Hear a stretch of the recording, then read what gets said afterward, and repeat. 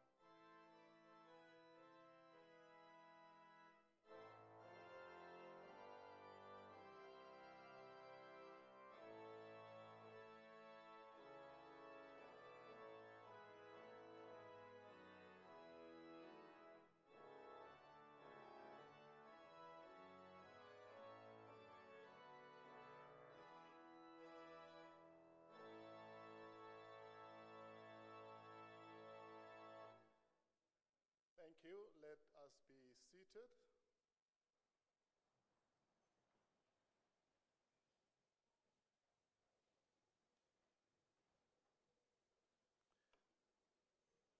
Good morning. I'm going to repeat just so we are all in sync. Good morning. Goeiemorgen. Sanbonani. Dumelang. Dimacheroni. My name is Thomas Mokhale, Matuhu Thomas Mokhale. I am the Executive Dean of the College of Economic and Management Sciences. I've been requested to direct this program, and I'm not alone in performing this task. I've got Professor Z.Z. Nkosi, the Executive Dean of College of Human Sciences, supporting and also directing the program. Also next to me is Ms. Sophie Mabaso, the sign language interpreter. Welcome. Members of the University Council, Chair of Council, Mr. Mashukudu Mabua, Deputy Chair of Council, Dr. Musia, Vice Chancellor, Professor Puleng Lenkabula, members of the Executive Committee and Extended Management Committee, esteemed members of University Senate, our esteemed lecturers, researchers, student leadership, ladies and gentlemen, welcome to UNISA's 2023 official closing ceremony. Also, I recognize that we have regional offices linked to us, and that includes our regional office in Ethiopia, in Addis Ababa, regional learning centers, members who are connected to us through the live streaming, UNISA students who will be receiving their excellent awards. I want to acknowledge you and to congratulate you, although you still have to receive those. I also want to acknowledge our wonderful UNISA radio, which is broadcasting live from this ceremony. Today, we formally close the 2023 academic year under the aegis of a theme, reclaiming Africa's intellectual futures into the next 150 years and beyond.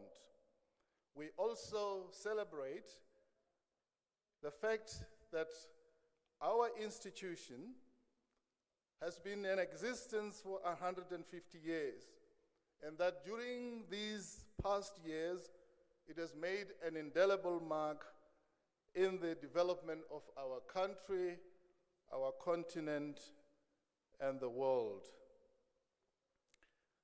This all goes to show how fast-paced time is and change is.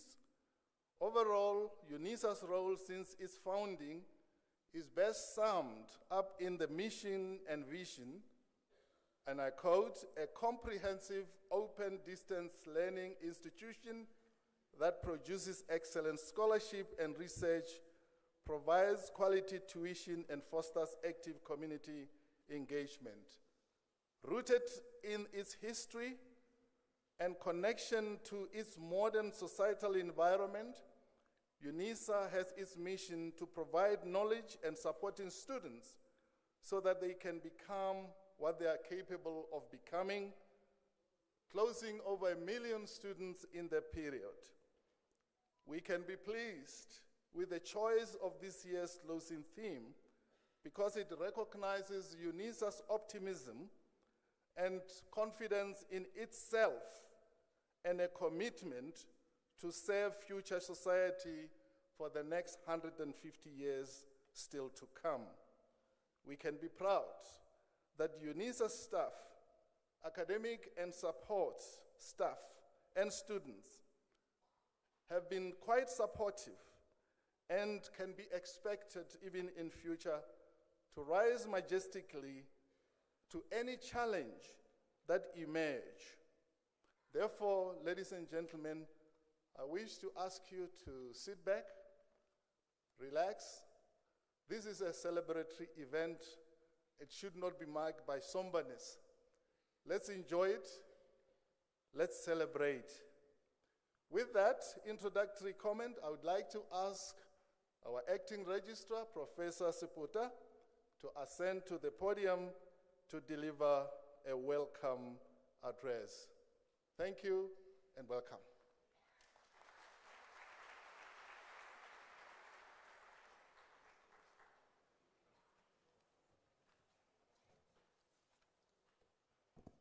Thank you, Program Director, Professor Mohali.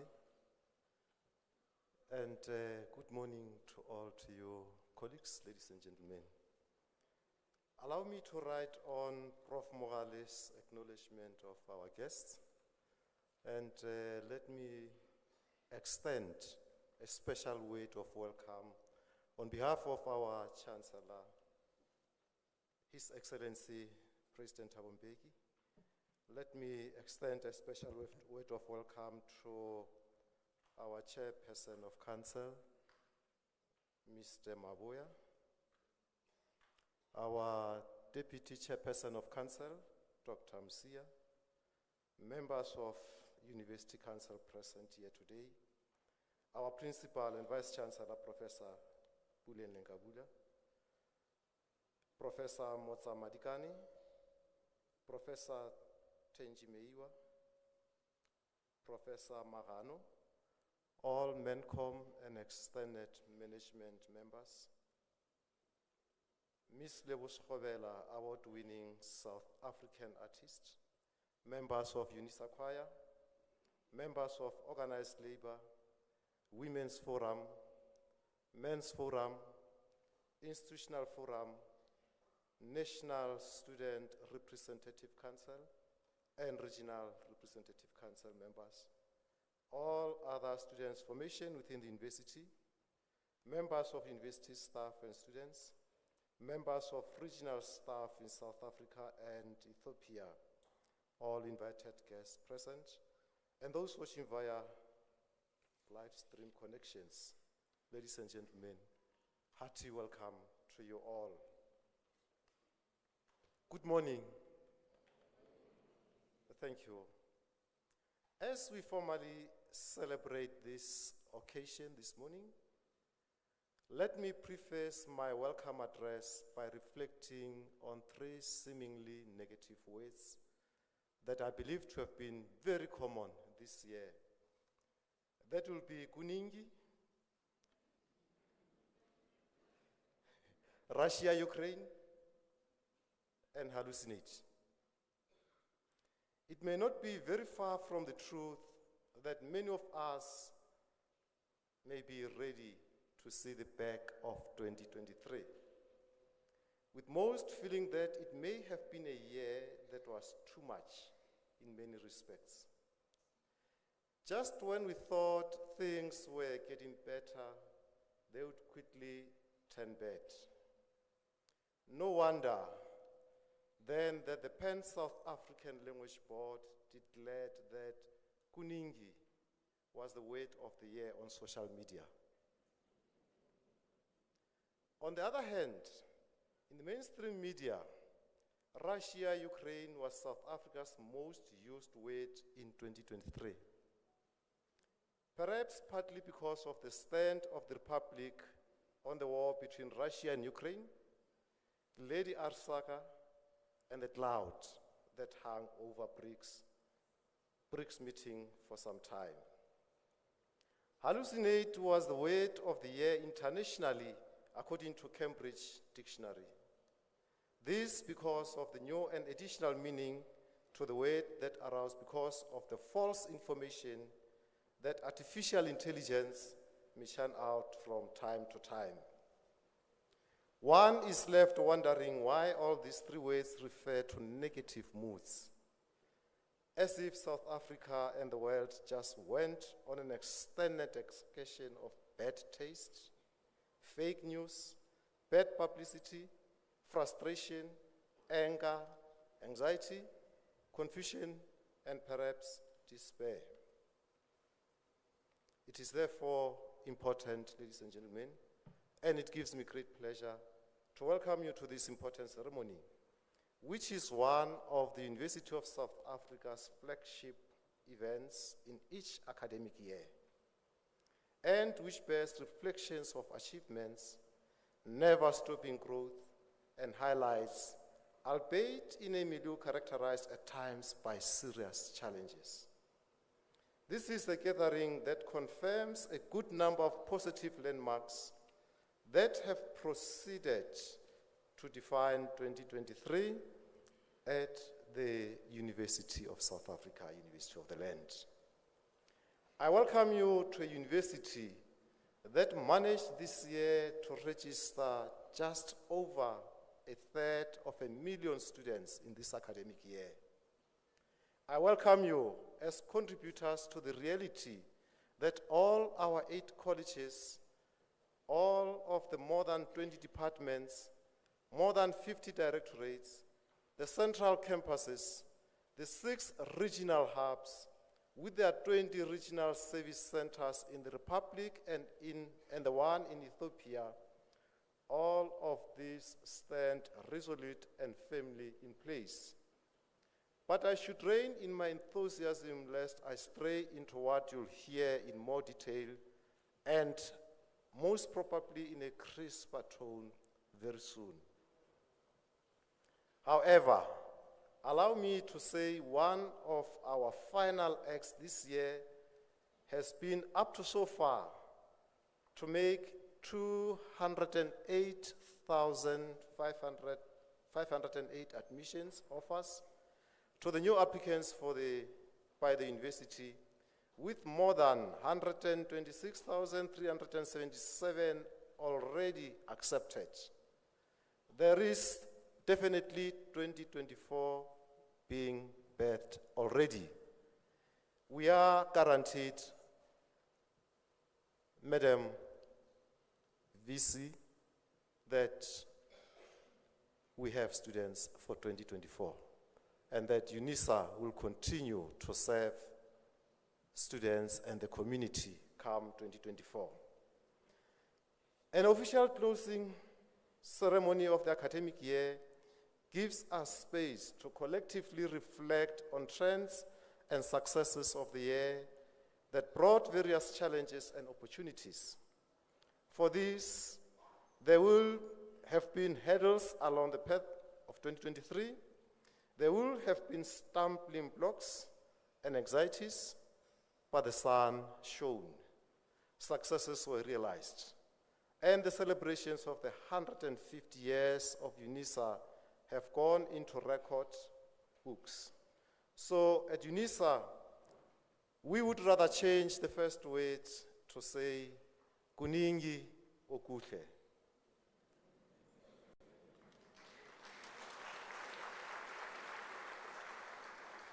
Thank you. And so, having explained my excitement in welcoming you here today, we are truly delighted to have you with us to participate and share in this special momentous occasion. Let me repeat the words of our program director, Professor Mogale, and say to you, even though this was indeed not an easy journey for this year, but the arrival here and our gathering here says it was worth it. And therefore, let me invite you again, as the program director did, to relax and enjoy all what the program of the day is pregnant with. You are all welcome indeed, and enjoy the ceremony. Thank you.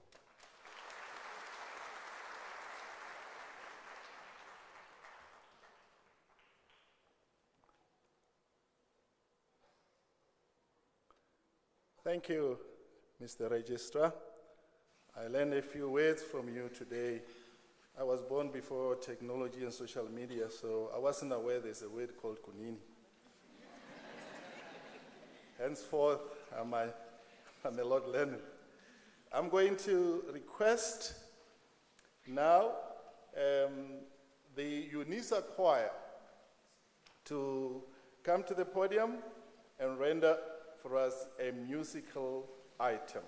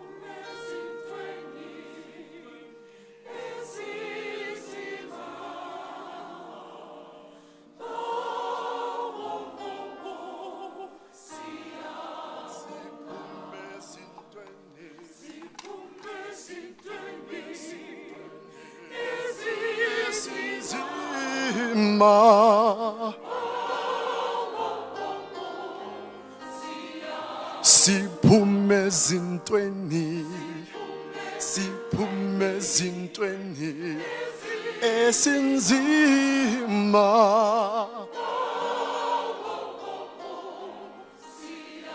Siyabonga Baba, siyabonga Baba, siyabonga. Siyabonga Baba, siyabonga Baba, siyabonga. Siphume ezintweni, siphume ezintweni esinzima.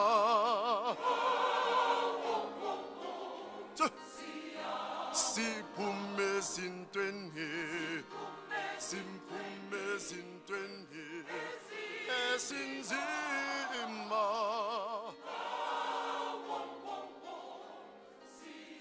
Siyabonga Baba, siyabonga Baba, siyabonga.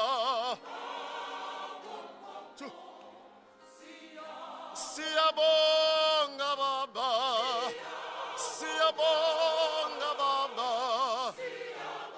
siyabonga. Siphume ezintweni, siphume ezintweni esinzima.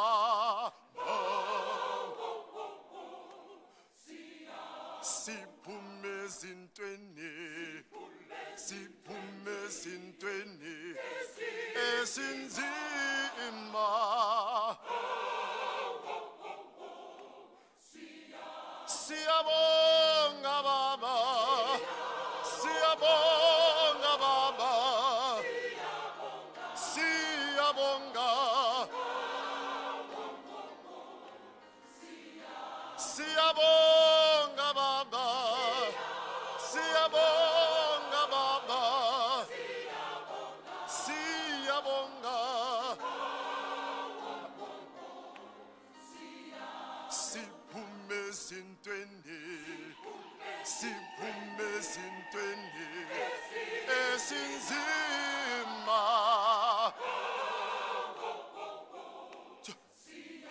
Siphume ezintweni, siphume ezintweni esinzima. Siyabonga Baba,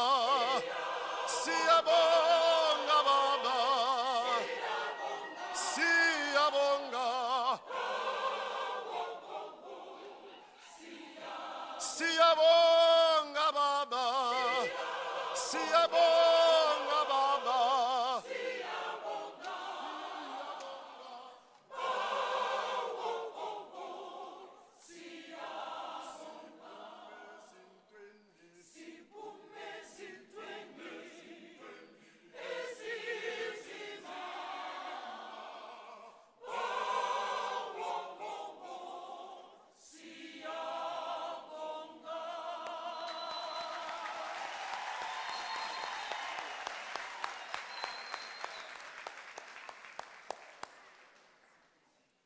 Oh, yeah, that was wonderful.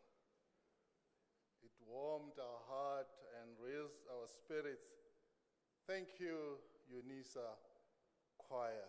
We really feel motivated. We feel warm with with that rendition. Thank you very much. Ladies and gentlemen, we now have a multimedia presentation of the events that have taken place over the year, and I'm going to invite you as guests to sit back, relax, and join us as we collectively reflect on those trends and successes of the university in its 150-year anniversary year.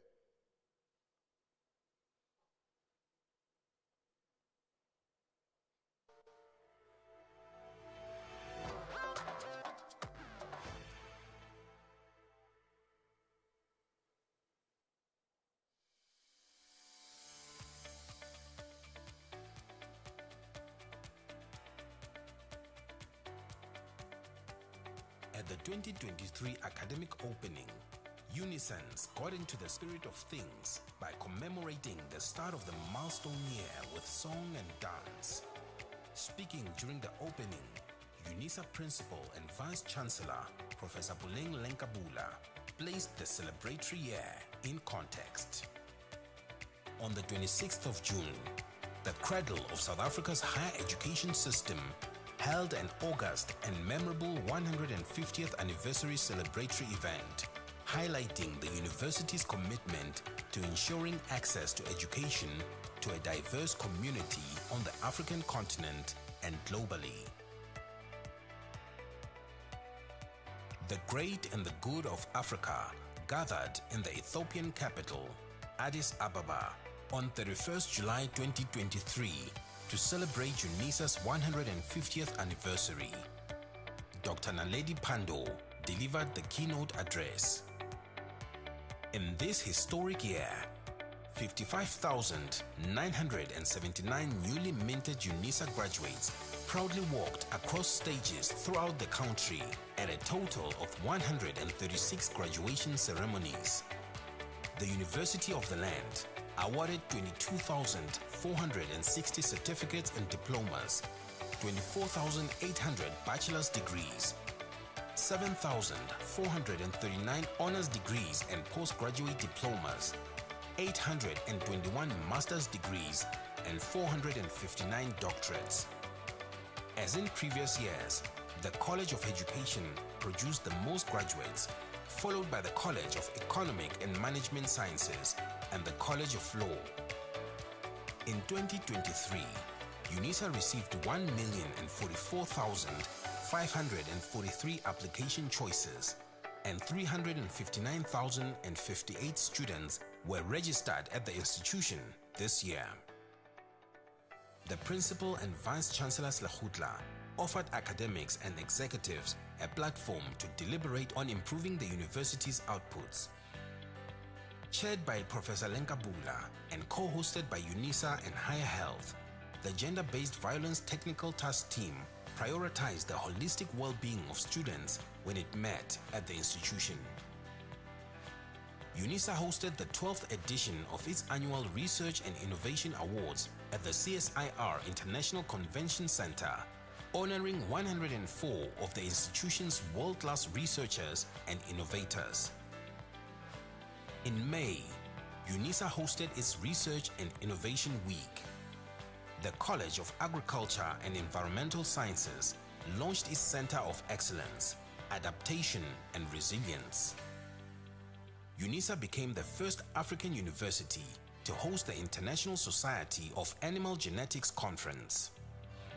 UNISA's principal and vice-chancellor, together with Professor Puleng Sekgalo, incumbent of the Chief Albert Luthuli Research Chair at the university, formed part of the historic launch of an African Charter for advancing transformative research collaborations between Africa and the rest of the world.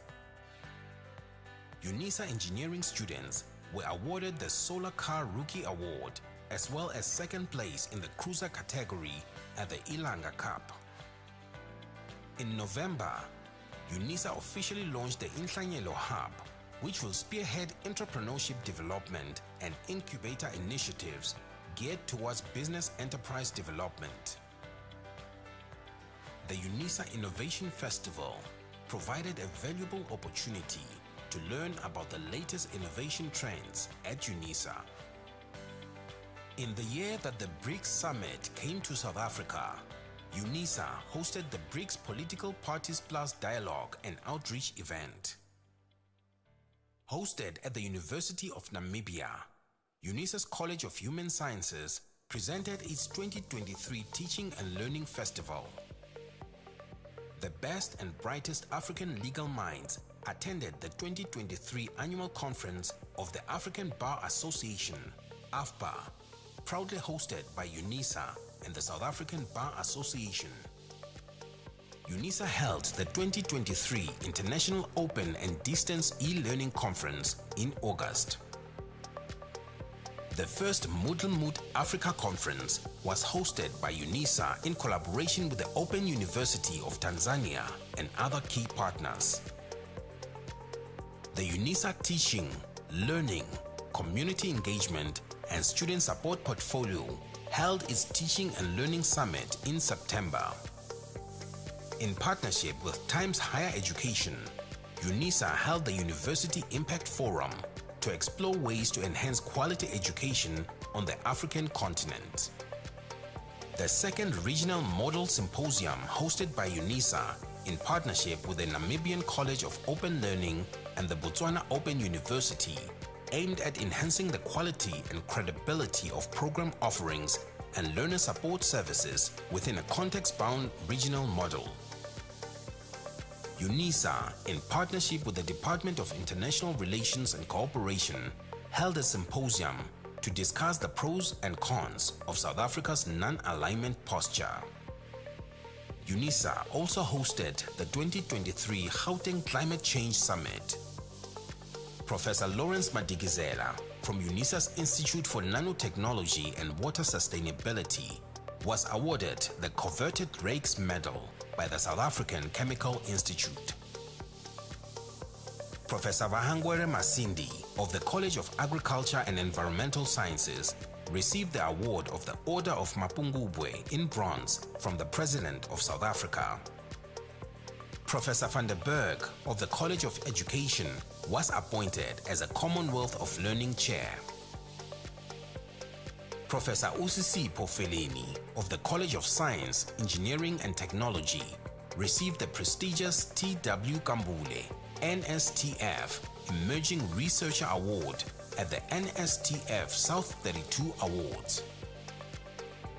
Kabelo Mohalaboni of the College of Agriculture and Environmental Sciences, Dr. Atima Vugwana and Professor Lawrence Madigizela, both of the College of Science, Engineering and Technology, received the Special Recognition Awards for Research Excellence at the 2023 National Research Foundation Awards. The 2023 South African Women in Science Awards celebrated the best woman in science, and UNISAN's Professor Usisipo Feleni and Bambesi Wembesi May, both of the College of Science, Engineering and Technology, flew the UNISA flag high by receiving, respectively, the Distinguished Young Woman Researcher, Natural and Engineering Sciences Award and the DSI Ndoni Mchunu Fellowship Doctoral Award. Stanford University and the publisher Elsevier published the updated science-wide author databases of standardized citation indicators, listing 3 UNISA scholars among the world's top 2% of scientists for career-long impact in their respective fields.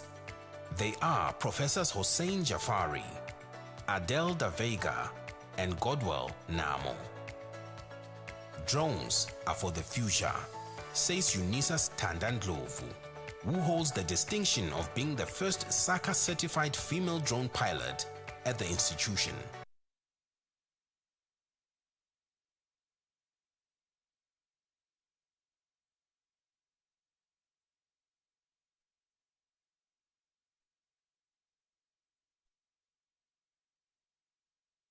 Ambassador to the Association of Commonwealth Universities and Sustainable Development Goals Network.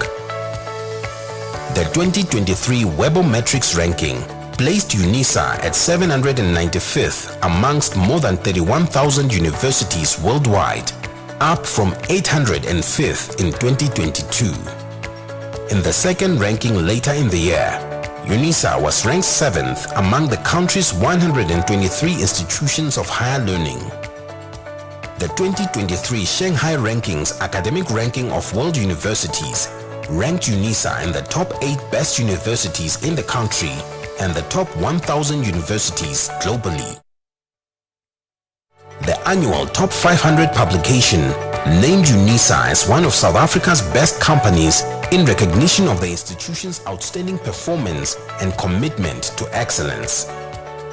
The Times Higher Education World University Rankings 2024 by subject revealed that UNISA has improved its research quality through citation impact from 29.3 to 50.5. In this memorable anniversary year, UNISA saw an upsurge in new and newly re-rated researchers recognized by the National Research Foundation through its rating awards, with 7 Y2 recipients, 1 Y1, 10 C3, 25 C2, 5 C1, 4 B2, 1 B1, and 1 A2.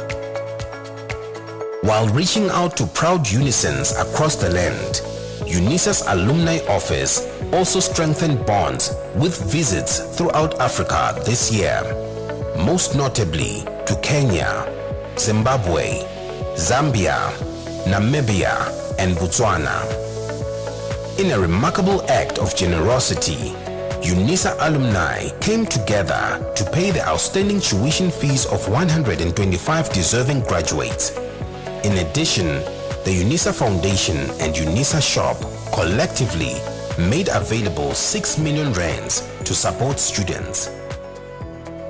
The UNISA SRC and the UNISA Foundation initiated a campaign to help curb UNISA student debt.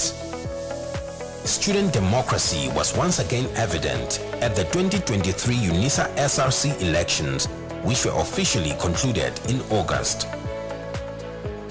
UNISA renewed its agreement with Ghent University, a strategic move that is in line with the university's 150th anniversary theme. UNISA hosted a Zimbabwe Open University delegation to implement the objectives of a Memorandum of Understanding. The Romanian American University hosted delegates from the UNISA School of Business Leadership. UNISA and the South African Masters and Legend Football Association extended their Memorandum of Agreement, which seeks to capacitate former men and women football players. Thomas Edison State University and UNISA renewed and expanded an international partnership agreement. A Memorandum of Understanding signed by UNISA and South African History Online will see collaboration in various projects. The university signed a Memorandum of Understanding with the University of Liberia, located in Monrovia. UNISA also hosted representatives of the Brazilian Association of Rectors of State and Municipal Universities. A UNISA delegation visited Michigan State University and the University of California, Davis in the United States. Professor Puleng Lenkabula led a South African delegation to the Yonsei University in Seoul, South Korea.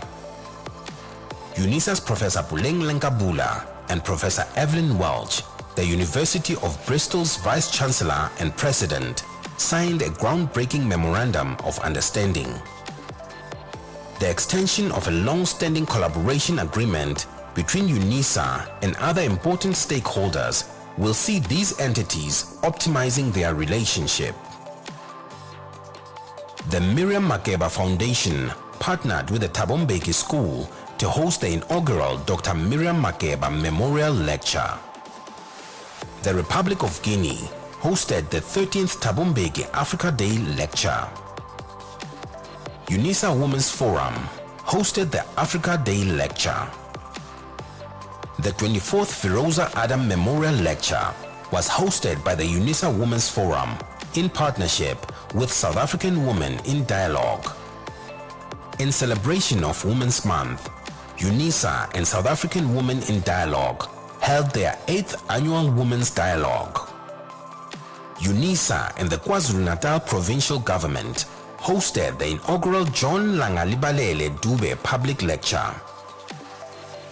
The National Press Club, in partnership with UNISA and the Toboza family, held the 13th Pesi Toboza Memorial Lecture.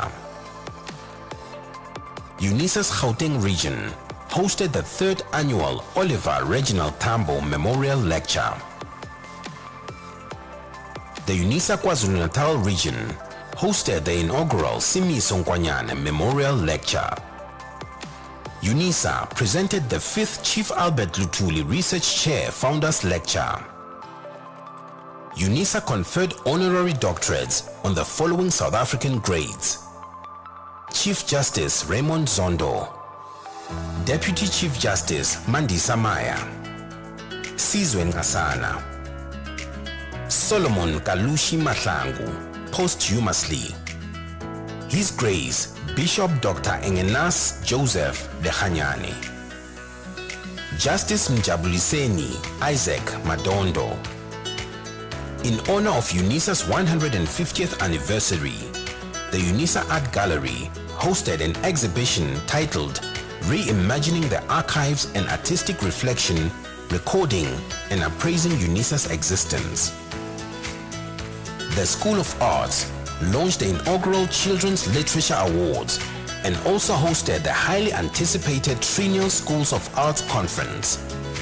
The UNISA Science Campus Art Walk took place at the end of November. UNISA recognized the sacrifices and leadership of its alumni and remarkable individuals at the Chancellor's Calabash Awards. This year's recipients were Nandisile Thokompulwana, Archbishop Desmond Tutu posthumously, Dr. Sathasivian Cooper, Noli Tafagude, and Sophia Williams de Brain, the last living leader of the Women's March. The 2023 Founders Lecture was delivered by Nobel laureate, Her Excellency President Dr. Ellen Johnson Sirleaf, former President of Liberia.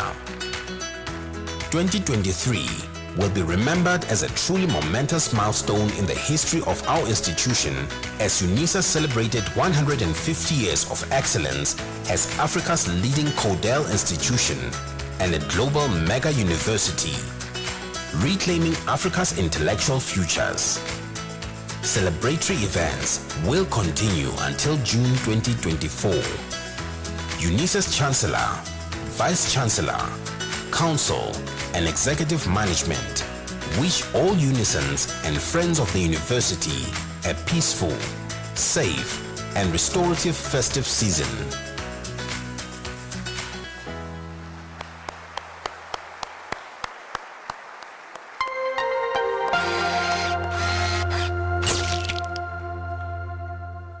Can we give UNISA another round of applause, please?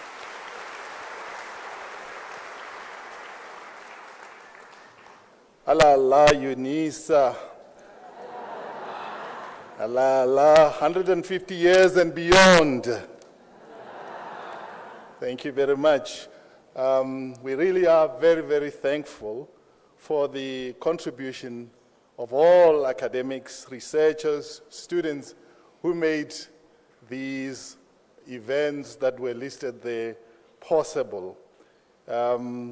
We also thank the University Council for providing us with the platform and the wherewithal to make these events possible, providing us with the finances and the facilities and resources that made these events that have been listed there very possible.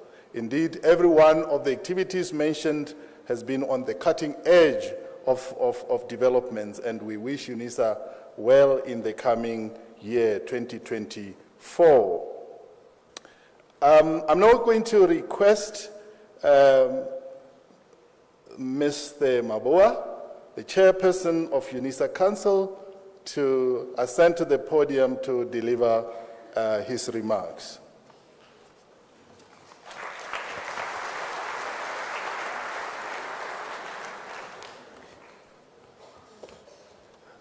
Dumelang, le kae?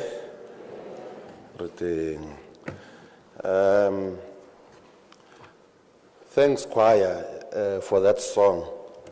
Word for word, it covered what happened. And let's also thank the multimedia team for that video. Now, I'm not so sure if I must continue with my speech, because most of the things that are there are in this speech, you know. Maybe during COVID, we used to say, you know, why doesn't the president just send us SMSs, you know, instead of addressing the nation? So maybe we should have just sent you that video, and it would have covered what we are going to speak about today.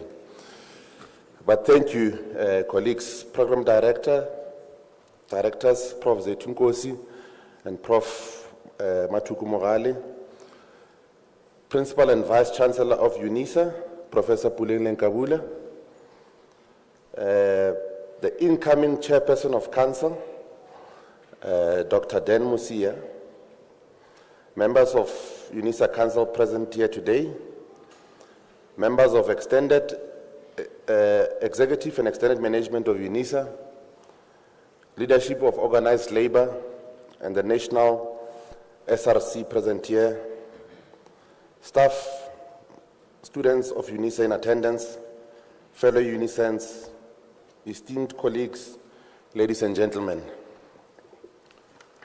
What a joyous and momentous occasion to witness so many of us reconvening once more inside the hallowed walls of the famous destination of our annual academic pilgrimage, the ZK Matthews Great Hall.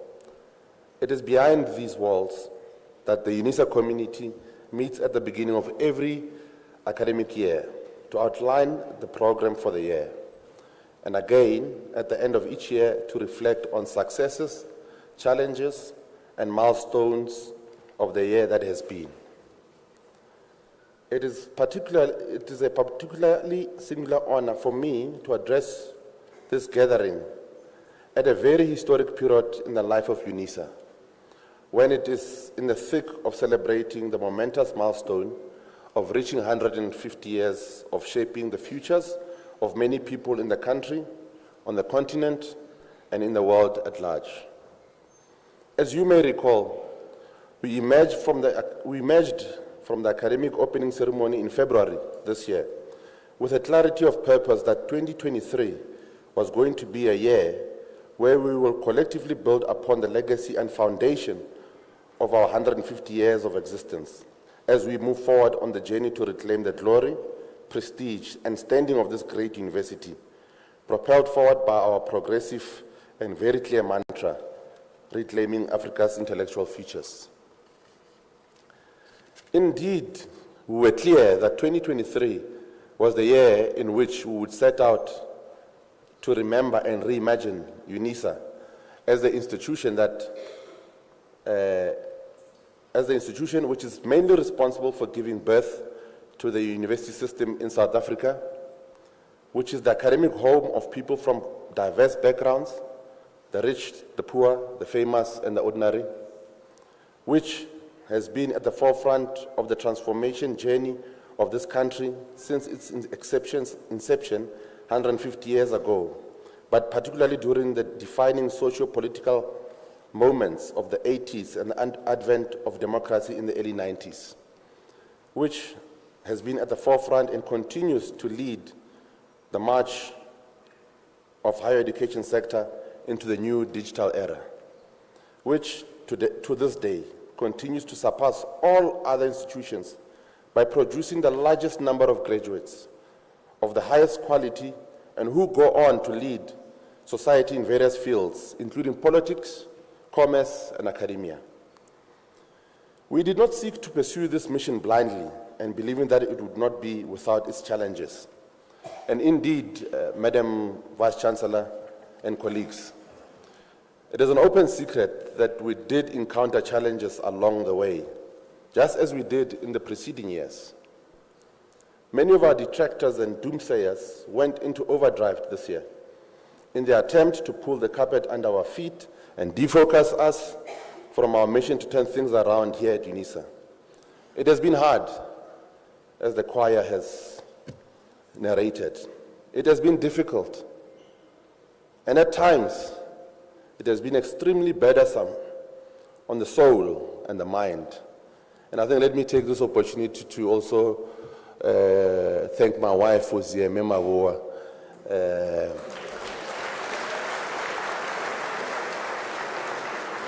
because without family, some of us, we don't know how we would have made it this year.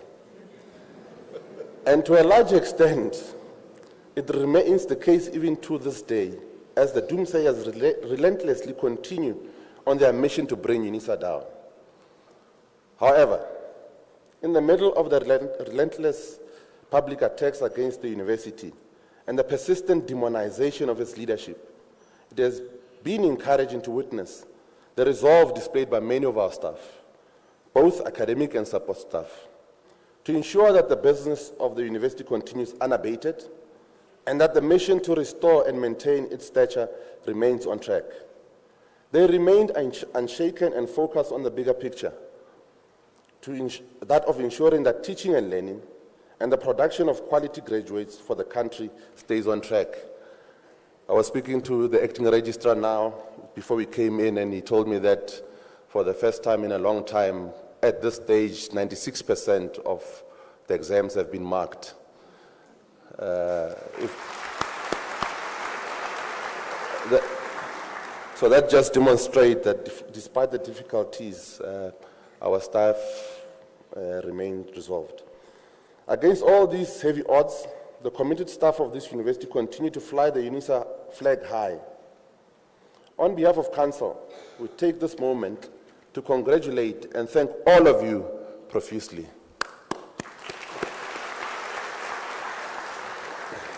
We also recognize the sterling leadership of the Principal and Vice-Chancellor, Professor Lenkabula, and the executive management team, under whose captaincy the greater UNISA team continues to shine and make us proud.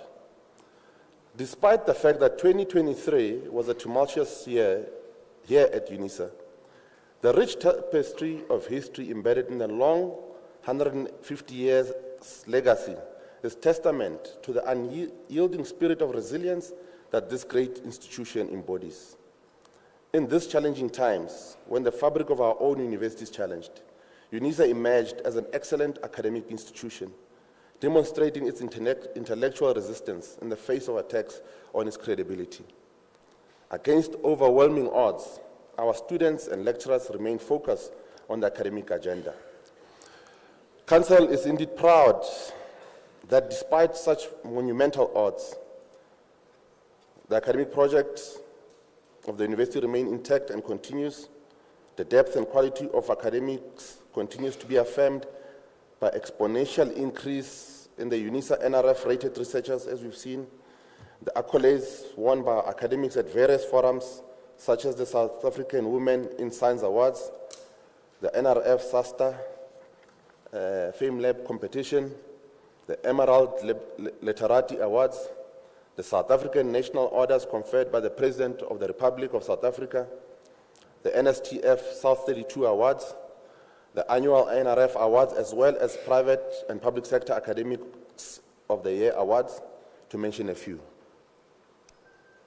A week ago, at a gathering of the Election Commission Forum of SADC countries, hosted by the UNDP and IEC in Cape Town, UNISA received an award as an institution that pioneered the building of democracy through the education of the continent. The award came through the Thabo Mbeki African School of Public and International Affairs.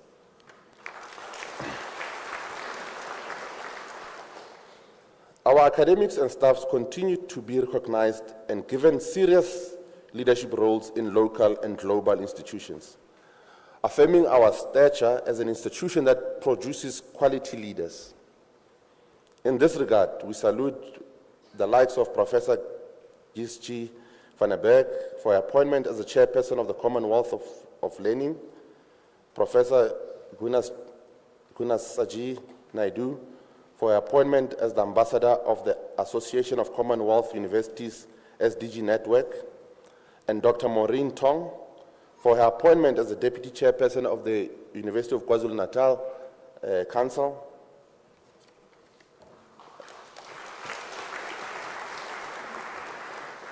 And also our very own Vice Principal for Strategy, Risk and Advisory Services, Professor Ketla Ndlovu, who will be joining Valley University of Technology as the Vice Chancellor and Principal.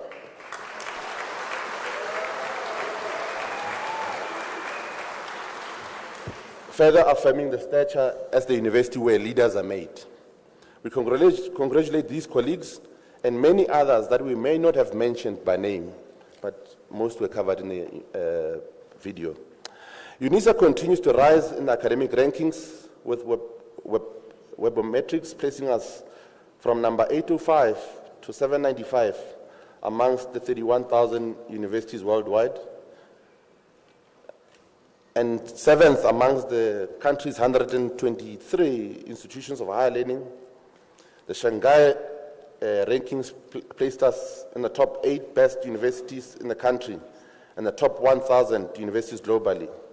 The Times Higher Education World University Rankings by subject reveal that we have improved our research quality through citation by 29.3 to 50.2. Oh, that's almost double. And lastly, the annual Top 500 publication named UNISA as one of South Africa's best companies in recognition of our outstanding performance and commitment to excellence. I think this one we're not presenting it properly. We are ranked number 1 amongst the university category.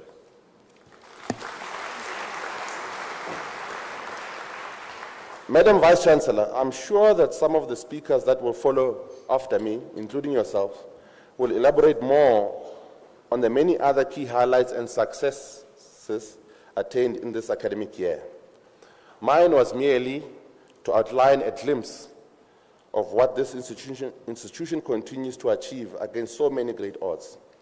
This is a demonstration of the talent, capabilities, and resilience of the women and men who generously give their time and effort to make UNISA great. It does not require rocket science to deduce that if the odds were not so heavily stacked against them and the environment was even more enabling, it is possible to achieve much more. As Chairperson of Council, it is indeed a great honor to work alongside many committed members of Council, executive management, general staff, and as we collectively pursue the task of ensuring that UNISA fulfills its missional mandate with aplomb. There is no ounce of doubt in my mind that the UNISA star will continue to shine brightly for many years to come. This is primarily because this institution has within its ranks some of the brightest and dedicated minds this country has to offer, who are ready to take the baton and run the next leg of the race to institutional greatness. Indeed, this university remains in good hands, and the best is yet to be seen. All that is required from all of us is to continue to pump our energies and focus towards improving the system and making it work efficiently and effectively.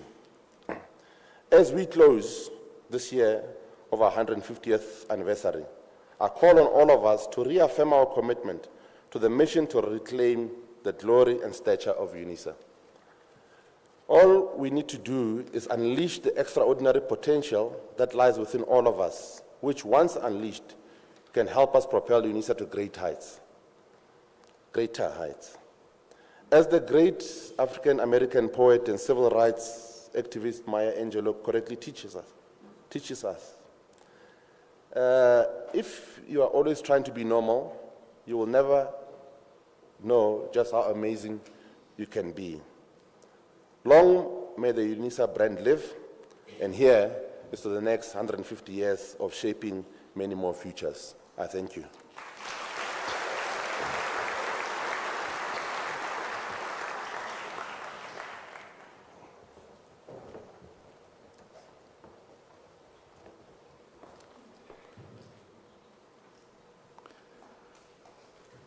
Thank you, Council Chair, Mr. Mashukudu Mabua, for comprehensively elucidating on the year that was, and for also providing us with a perspective of how things were and the challenges and obstacles, as well as the successes that we are able to achieve as an institution.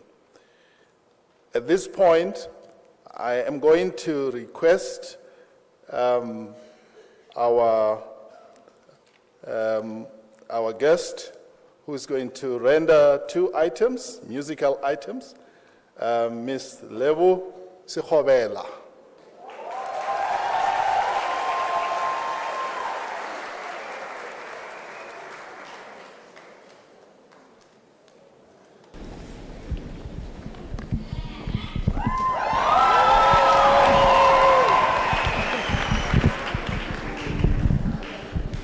Greetings to everybody in the mighty name of Jesus, amen.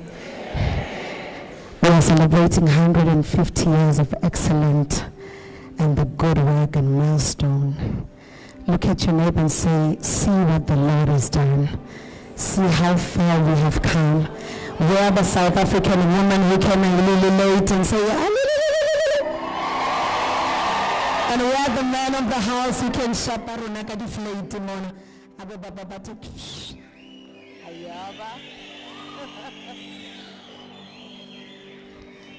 That's when we celebrate that even though we walk through the valley, it does not swallow us, but it makes us strong. And we know that on whose wings we have covered ourselves. Amen.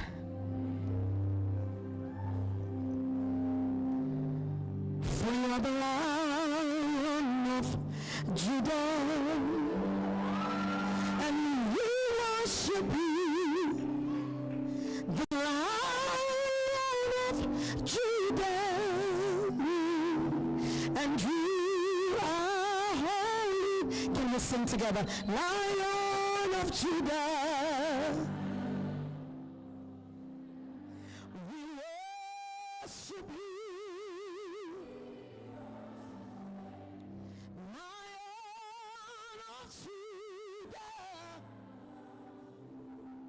And you are holy. You are the Lion of Judah. We bless your name and we worship you. Lion of Judah. And you are holy. Is it okay you sing together and raise on our feet?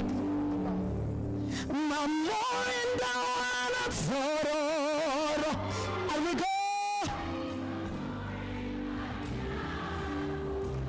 I cannot hear you. Mama, papi, and Dada Chengete.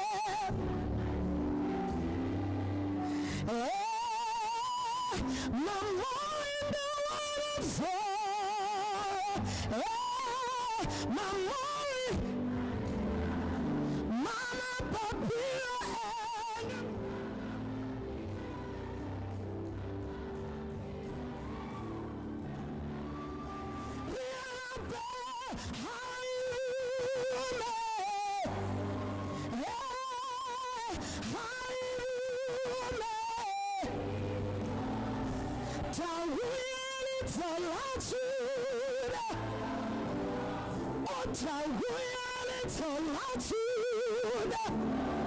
Here we go.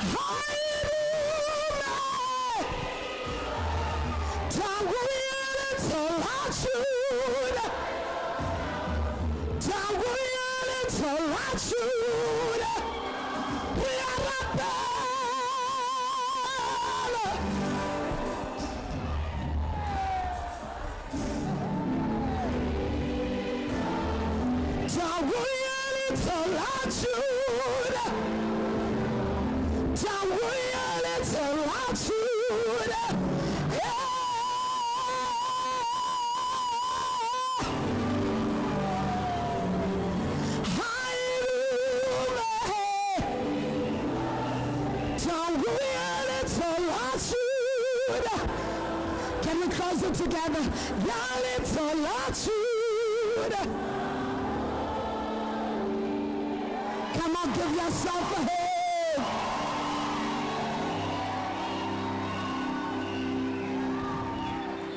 So in life, we don't journey together.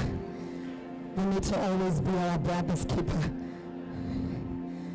So look at your neighbor again. Tell them I've got your back. No.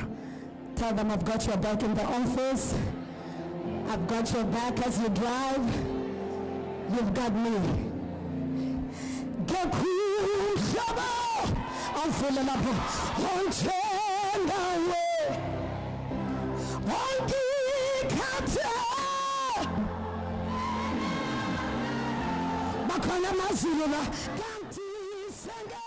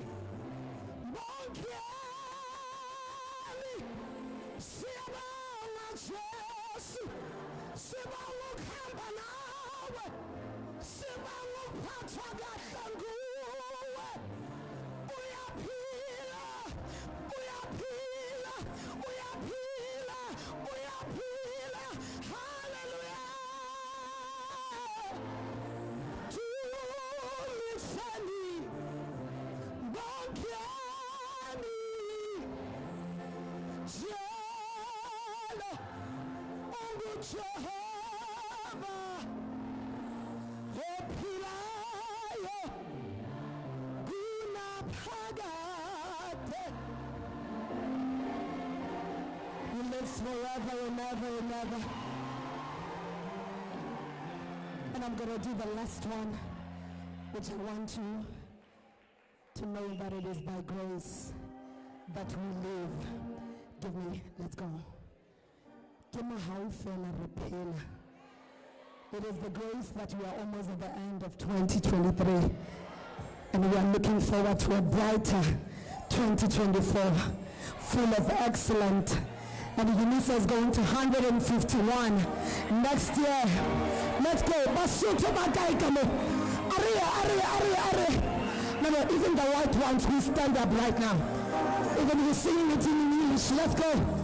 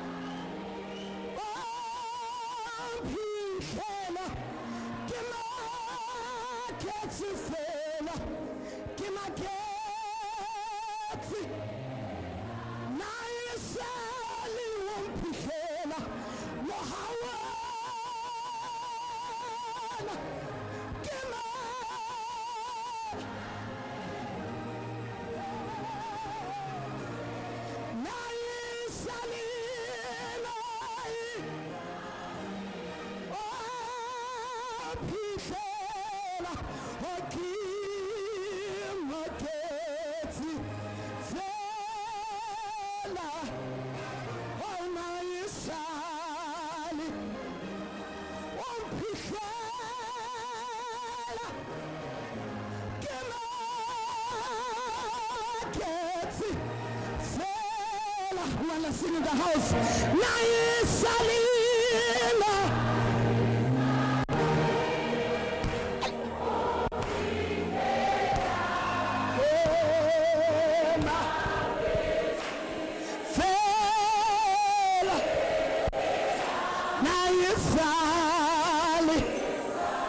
God bless you. I love you.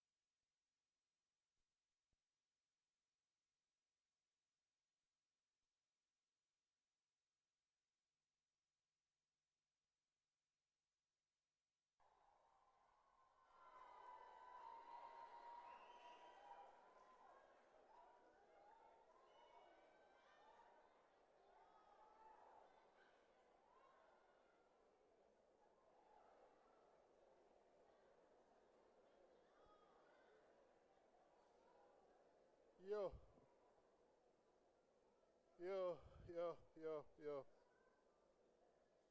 Now Waradirang Lebu Waradirang. We are in cloud 9 right now. And thank you for setting the mood for our principal and vice chancellor's speech. I'm sure she's warm, she's fresh, she's raring to go after that singing. Thank you, Prof. Lenkabula, the stage.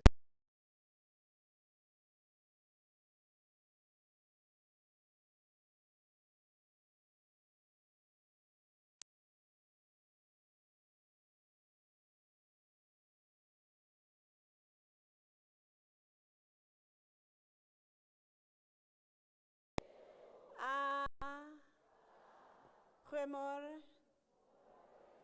Dumelang. Molweni. Salam alaikum. Khotsong. Ni hao. Jambo.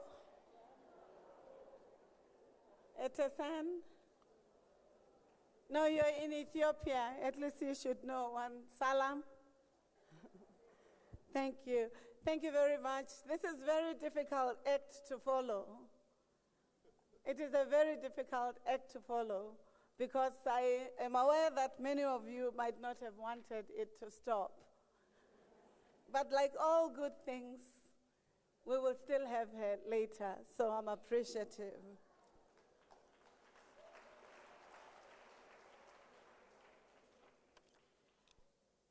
The Chancellor of the University of South Africa, His Excellency President Mbeki, the Chairperson of Council, Mr. Mashukudu Mabua, James Mabua, the incoming Chairperson of Council, Dr. Den Diau Musia, members of the executive management present, let me request them to stand up. I recognize Professor Solomon Mahanu, responsible for DIA. Please, Prof. Mahanu. Professor Motza Madikan, responsible for teaching and learning. Ms. Matabo Nakene. Professor Tenjiwe Meiwa. Mr. Ramukumba, represented by Mr. Vellam. Professor Muluko Siputa.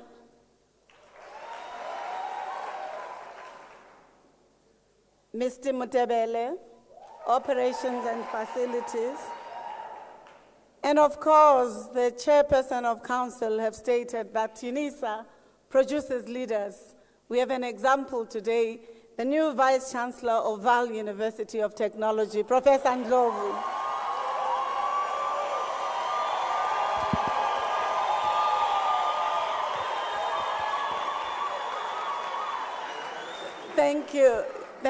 Thank you, colleagues.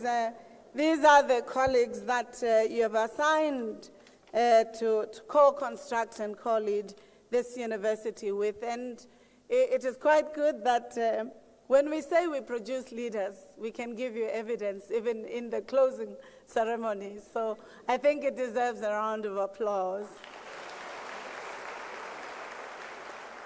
Let me recognize the statutory committees of the University Council, in particular, Senate, which is the highest academic decision environment, the institutional forum, the spaces and community where gender, social justice, economic justice, but also institutional culture systems are talked about and must be addressed. And equally important, the primary stakeholder of the university, the reason for our presence here as staff in the different functions, the students, represented by the National Student Representative Council.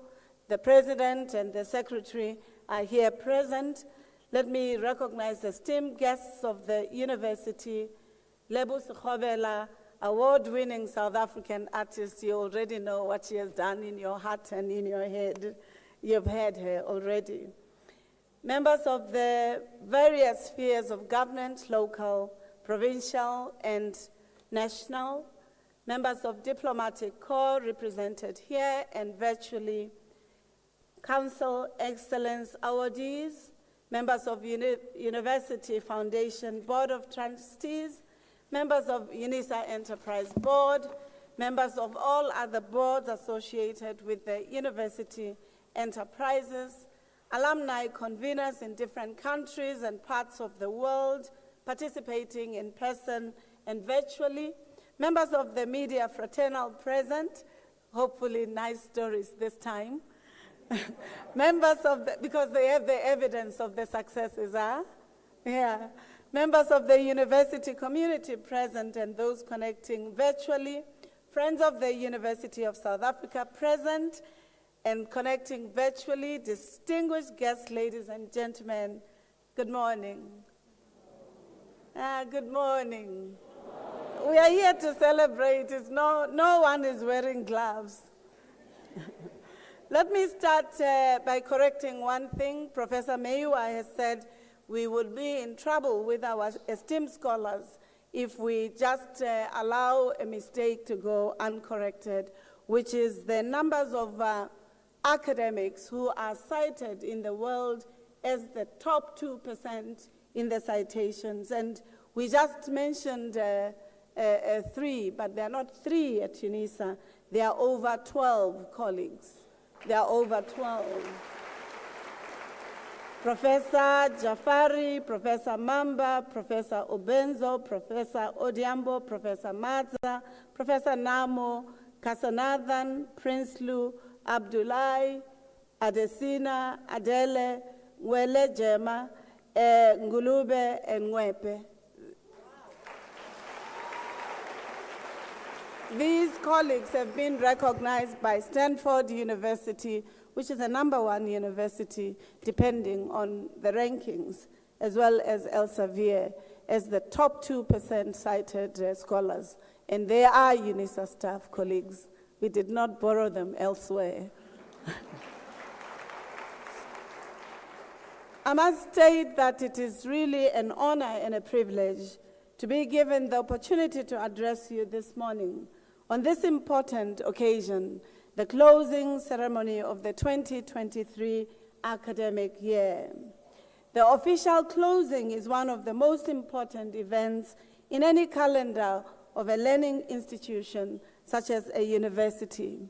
It is an occasion where we celebrate and take stock of the achievements, of the contradictions, of the lessons that we as the university would have gone through and which we do not want to repeat into the future, but to look at the lessons and also usher into the new future as we go into the festive season where we take time to re-energize ourselves and to return for more work and more successes in the new year. After all, you'll only be coming back on the 8th.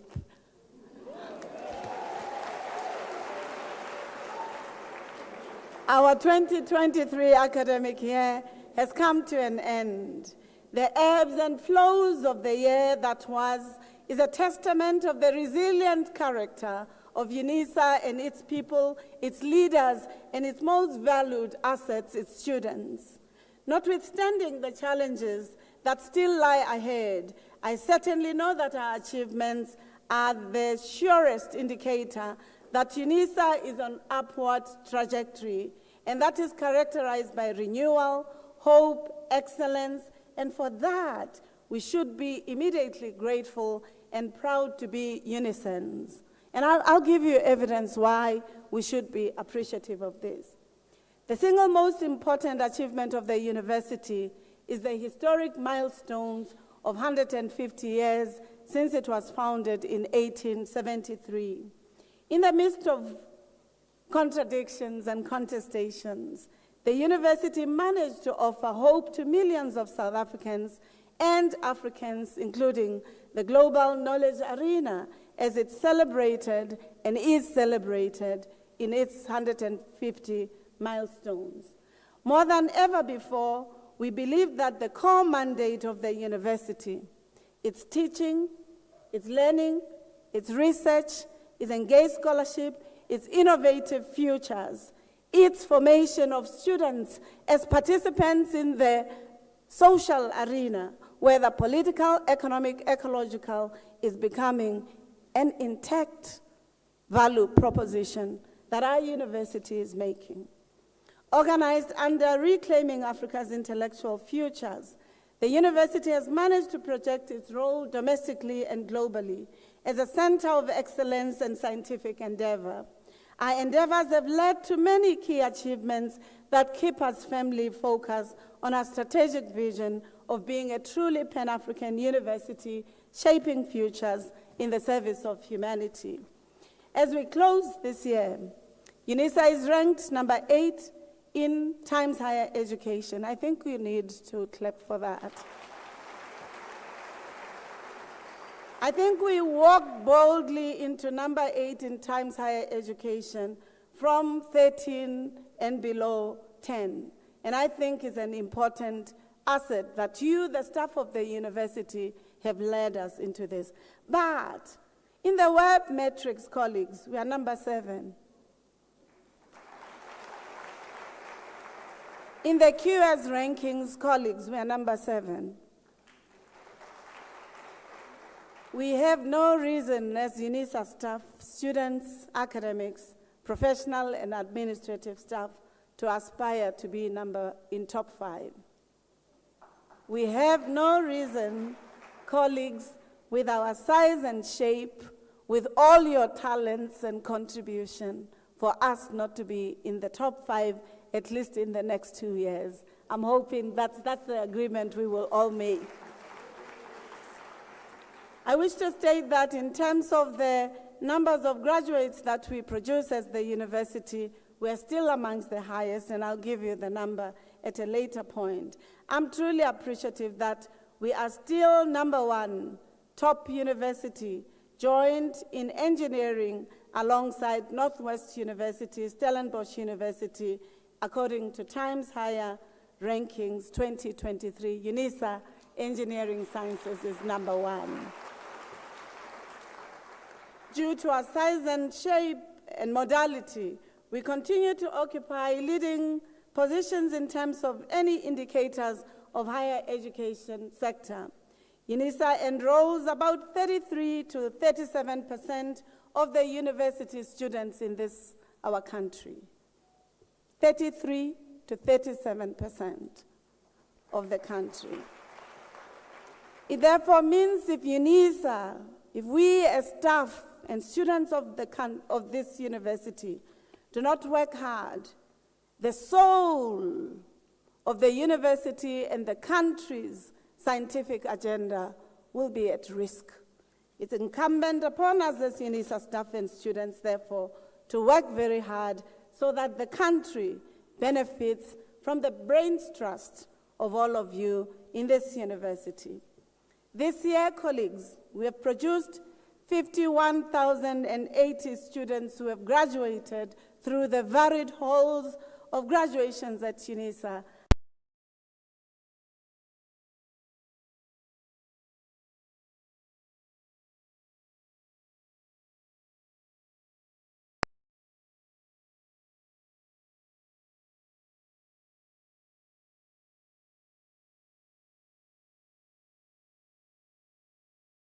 Society. We also are the university with the largest number of students that are supported by NEFSAS, making us the most successful but accessible university for students working from the working class and poor backgrounds. We have 178,000 students supported by NEFSAS. That's why, colleagues, when we say we must all have hands on deck, we do it for the benefit of our society. In terms of our learning and teaching program, we've already been alerted and told by our video, but also by our chair of council, that our teaching systems continue to improve and to be intact, and that in October 2023, the exam participation rates improved and are sitting at 81.3% from 78% in May-June 2023, and we have achieved 81% completion rate in the sign-off process as of 8 December 2023. So no one will write that you're not marking the students when you have been marking the students. We are being transparent so that people don't write lies about UNISA. Thank you. I think you need to give yourselves a round of applause. Professor Mutsa, a successful examination season, as well as Menakene and Professor Sapota, is quite important because there were minimal technical glitches and interruptions compared to previous examinations period, meaning we are stabilizing, our ICT systems are stabilizing, and the university must consistently steer itself into the future. More importantly, the Council on Higher Education Institutional Audit, a far more rigorous and reliable assessment, you know which one we are contesting, has found that UNISA is functional in 10 of the 16 CHE standards, and we have created an improvement plan to ensure that in the 6, the 3 that were not so strong but somewhat are good, and in the 3 that were not strong at all, that we improve those. We can only do so if you, our colleagues, invest in ensuring that quality, excellence, success, and commitment to this university is strengthened. In terms of the research, we've already given you at least 13 colleagues who are the most cited in the global arena, who form part of the 2% of creme de la creme of research. And we are proud of their work, and we really would like to support them. In terms of the university commitments, we have 1,611.9 research outputs, which were submitted to DHED by 15 May 2023. And we are appreciative that in terms of our audit and analysis, we have an 11.7 increase when compared to 2022. I think the researchers require a round of applause, colleagues. Through the research grants and applications by our academics for external funding, not internal funding, they have generated 69 million to anchor the research projects. It's all of you, colleagues, so let's give you a round of applause. The NRF postgraduate bursaries, which have been mobilized to support our master's and doctoral candidates, are also a testament of the initiative of our master's and doctoral candidates, their supervisors, but also the research domain that supports them. And colleagues, at this point, the composite amount of the grants they would have recruited would be 118 million. And I'm very proud that we are starting to strengthen grant funding by the researchers. 75 submissions were made to the National Research Foundation for further evaluation. 28 applications were made by women researchers, and we would like in future for those to be half and half, so that we know that gender justice that our colleagues with placards are reminding us about is manifest at UNISA. As of the 14th to 17th, 2023, the International Research Conference, Professor Meiwa, was a resounding success. It was followed by the Moodle Mood, which was also a resounding success. And colleagues, just now we have had nanotechnologies and water sciences conferences, which were amongst the best in the world. And through the College of Agriculture, through Professor Ntwasa Mapodi and Professor Mahanu, for the first time in the 39 years of the existence of the Animal Genetics Society, for the first time, Professor Mahanu, Ntwasa Mapodi brought the conference of the most esteemed geneticists in the world to the shores of our country. I think they deserve a round of applause. I wanted to finalize on the good news, but I think I should give you a better taste so that when you get your dessert, you have the better taste. On resources, sustainability, and financial independence, we're not saying financial sustainability. You heard that. Financial independence.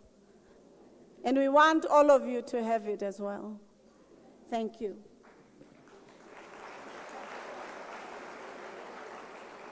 I can safely say this because we have just concluded the multi-year agreement for the first time in the history of the university. The university has been committed to ensuring sustainability, and financial independence. This is quite crucial in our country, in our continent, and in the global arena, to have a family-set attitude to ensuring that the resources and finances of the university are strong and they can cushion the future of the institution. We, as the university, are aware of the multiple polarities, whether the wars in Ukraine and Russia, in Democratic Republic of Congo, or even in Palestine and Israel. May the souls of those who have lost lives through these wars be protected and reach at least a safer horizon than the wars they would have said. These particular geopolitical and economic contestations create precarity in the financial independence or sustainability of institutions and nations. And we know that in our country, the economic downturn is experienced by many families. Hence, we have 178,000 students supported by NEFSAS. It therefore is incumbent upon any leadership of any university to take these issues seriously. For that, we have, as the university leadership, reaffirmed the resources management and financial independence. We have improved our financial strategy, especially directing ourselves to third stream income strategy. The new strategy is available. The SCM turnaround strategy, which ensures that all demand processes would have been tested for their benefit for the academic year. We have already started our submissions to the Auditor General for 2023 audit processes and the financial systems of the university. But you remember in 2021, we shared with you our interest in optimizing the assets and resources of the university, of ensuring that we will address corruption or abuses or irregularities in our system if it's seen to be evident anywhere. Through these processes, we've been able to have 1.5 billion savings in 2023. It requires a round of applause. This 1.5 savings, colleagues, is not for us to ask for additional salary agreement, but it is for us to ensure that those 13 cited scholars, 2% of the best in the world, become 250 at UNISA. It's to ensure that we contribute to the global arena. But Chairperson, as you leave your chairpersonship, you must be proud that under your leadership, when we requested to strengthen the investments of the university, you, your deputy, as the chair of Finance Committee in this council, supported us. When we joined in thank you very much. When we joined in 2021, we had 6 billion reserves, and we had 2.5 savings in 2021. When I speak to you today, mark the 1.5 billion savings and be appreciative that we are at 19 billion for our reserves.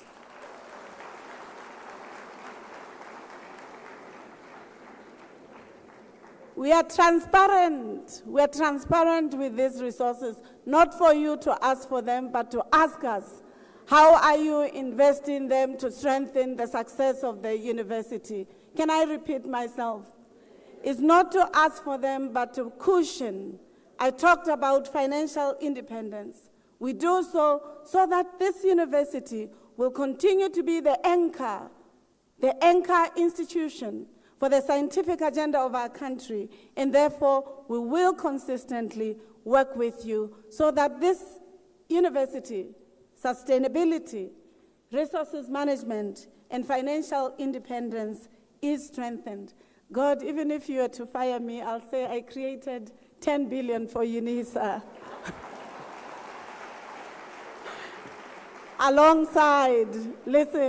alongside with a robust team and a robust statutory systems, including the support of council. So it's not just a triumphalistic approach. Thank you. This brings us to the questions of governance, colleagues. In the governance front, we've been very central to ensuring that the stability of our statutory systems are intact. And we've always said the architecture of the university governance is intact, and we can produce evidence in that regard. We are appreciative that we've welcomed new members of council to the community so that they continue contributing to the success of this university. The renewal of the university is non-negotiable. It's an invitation that all of us must rally around each other to ensure that the organizational policies, the agreements, the organized labor, and approved organized labor in particular, NEHAU and APSA, are partners in ensuring that the university moves to success. Colleagues, they deserve a round of applause. Why does APSA and NEHAU require a round of applause?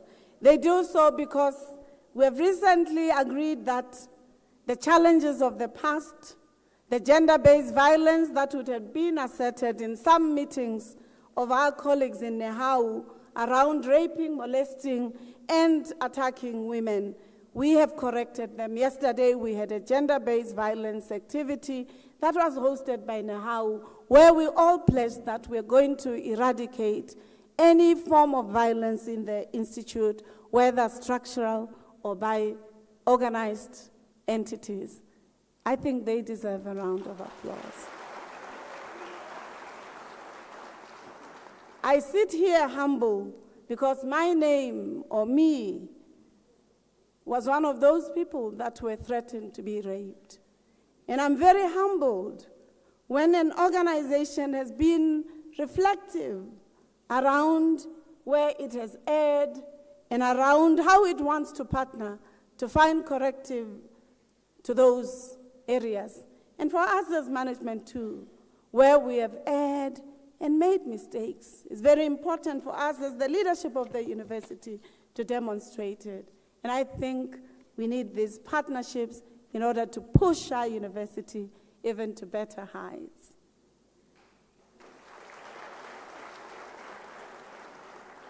Colleagues, when I came to UNISA, some of you were hitting your laptops, or they had to be plugged in forever for you to do your work. I want to commend the digitalization strategy that the ICT led by Menakene has advanced in our university. You can attest to that yourselves. Your events do not collapse before you start them. More than 19 key ICT projects have been initiated, implemented in various aims of improving student experiences, our distance education model, including the expansive exploitation of the learning management system, and we are going to see the new app that has also been developed. I think they have been doing wonderful work. They require a round of applause, colleagues. We have also been actively pursuing our internationalization through Professor Mahanu and research, Professor Meiwa, and other environments of Mr. Mutebele, where we have sought understanding of how the best universities in the continent and in the global arena do their work. And for these colleagues, I'm happy to report that I had the privilege of taking 11 universities to Korea on engagements of sciences to Yonsei University. These are University of Addis Ababa, University of Stellenbosch, University of Pretoria, next door our neighbor, the acting VC, or the assessor. He returned at the airport. The University of Dar es Salaam, University of St. Paul, Kenya, University of Ghana, and others. It's very important that we take seriously these important milestones. The same is true to Stanford University, Liberia, UCLA, China, and many others, including being asked to represent the universities in the continent in the 50th celebration of Codesria in Dakar, Senegal. Sometimes you should have humor, colleagues. You can't have only the contradictions on your head. So I thought you'd take that joke. It's a joke. The UNISA Foundation has raised more than 54 million rands, and the director knows I said it's not enough. In next year, we should have over 150 million. We have over 1 million alumni of this university. So we wish to request you to help them to reach that milestone. Thank you very much for the work that they have done to reach the 54 million. Just 2 days ago, we concluded an historic wage agreement with organized labor, something which will go a long way to bring about labor peace and security and academic program in our university. I think they deserve a round of applause. This was not an easy process, colleagues. It was a contestation. They had to go back, we had to go back, and finally we came to a conversion point. That's what a university that wants to contribute to the world does, to work together, even in difficult times. Colleagues, we have the review of the processes and efficiencies of the university, and in the first quarter, we will be looking into the implementation. A total of 25 vacancies were filled at Executive Dean, Deputy Executive Dean, Executive Director, and Director levels to stabilize the university. Now you have the deans, executive deans, and directors, and executive directors. Please give them a round of applause. A total of 358 vacancies have been filled. These include 68 professors, 69 associate professors, 152 senior lecturers, 54 lecturers, and 10 junior lecturers to ensure that we strengthen our academic program. And contrary to the misleading public narratives and the vicious battering of the image of UNISA, including the spread of fake news, UNISA enjoys unprecedented academic excellence, financial health, and the reserves that we have spoken about, which we will not allow anybody to come close to or even to create a coup d'etat to get to them. Even though we celebrate and recognize these achievements, we should never be arrogant.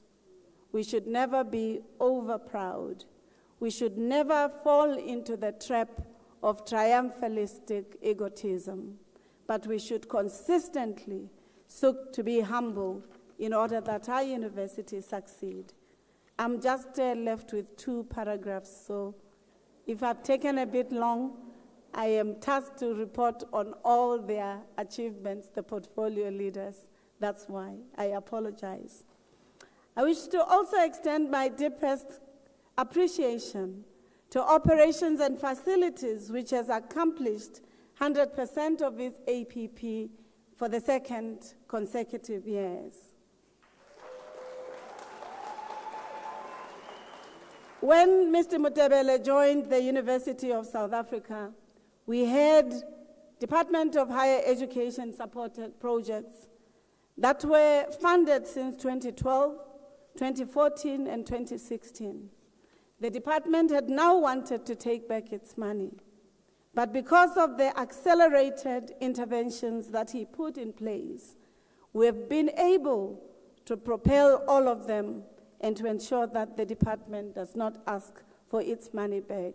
That talks to agility, commitment, and really ensuring that you sweat the plant and sweat the intellectual brain trust. Can we give them a round of applause? I hope we can build on the momentum that has been created, albeit the challenges that the university might have been contending with. More importantly, I want to extend my deepest appreciation to all the workers of the university, the support and the academic staff. I think you are strong, you're resilient, you're committed. Even if some of you walked without wanting to fly, we still at least can affirm that you're committed to the agenda of the university. Thank you.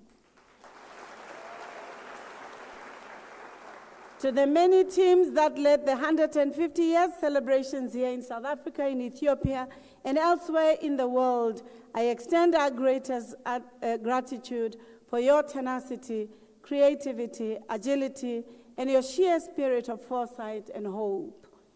The new NSRC, congratulations on your election, and I wish you well in your tenure for the next 2 years.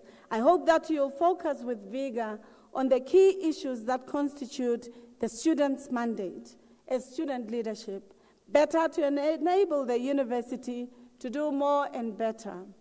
In my life, working in student affairs, working in areas as a leader of the university at University of Toronto, University of Witwatersrand, and University of the Free State, I've seen how the seduction of power for student leaders sometimes derails them from the key objective of representing the best of students. I hope you will, at all material times, remember that you're leading the students, the primary stakeholder of this university. Congratulations on your election. They require a round of applause. Last but not least, colleagues, to the Chairperson of Council, Mr. Mashukudu Mabua. Thank you, Ntate Mabua.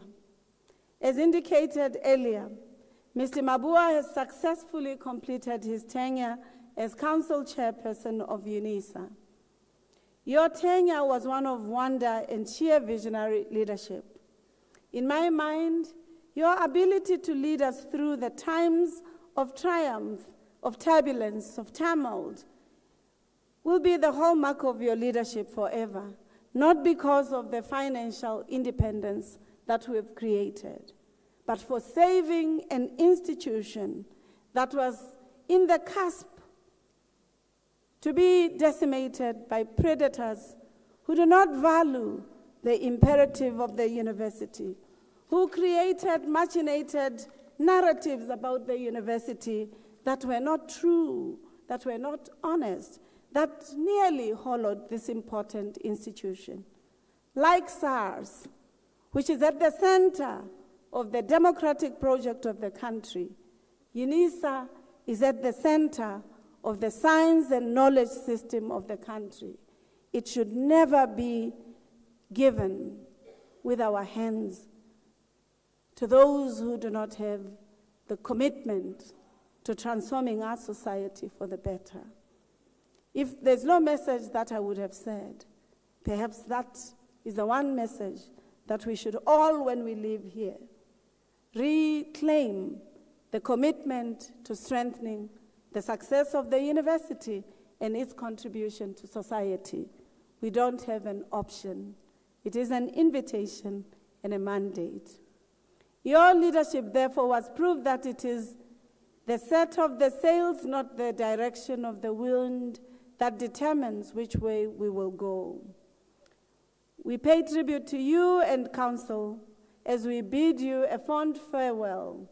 And if doubt ever set in your mind, please remember the instructive words of President Becky, our Chancellor, who said, "Gloom and despondency have never defeated adversity. Trying times need courage and resilience. Our strength as a people is not tested during the best of times.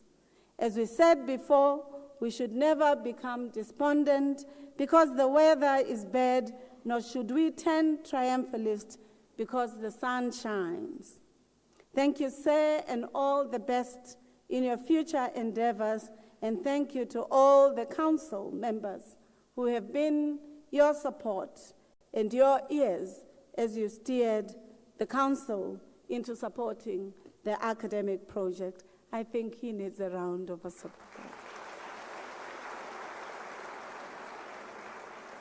Actually, I think Mekholokwane. Colleagues, the Mekholokwanes are slim.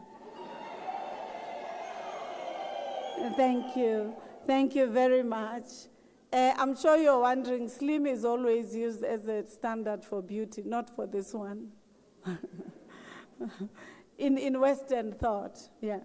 In conclusion, colleagues, at this moment in history of UNISA in our country, I wish us to remember the words of our President Mandela, the alumnus of this university, when he said in his long walk to freedom, after climbing a great hill, one only finds that there are many more hills to climb.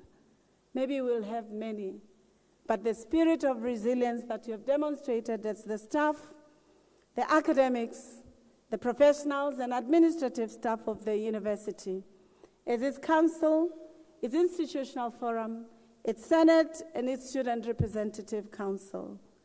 We will climb this together, and we will triumph. And equally, one of the strong agitators for social justice and human rights as important imperatives and asserting the value of education, especially university education. El Shabazz, known as Malcolm X, he says, education is the passport to the future, for tomorrow belongs to those who prepare for it today. We request at all times to make it an asset that will change our society and our institution for the better. Happy 150 years, happy festive season. Don't worship too much. Pray a little bit more, meditate a little bit more, come refreshed and rest, for you have done an excellent work to propelling this university to better heights. Ngiyaleboha. Siyabonga. Thank you.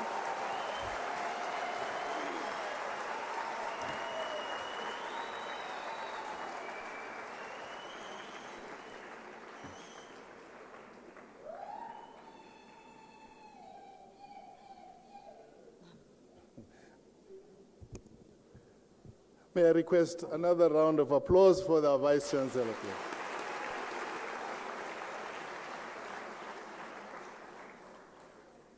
For an item that you might not have seen it on your agenda, and which manifests the university's commitment to placing students in the center of its academic project, I'm going to ask Ms. Matawo Nakeni to come and introduce the student app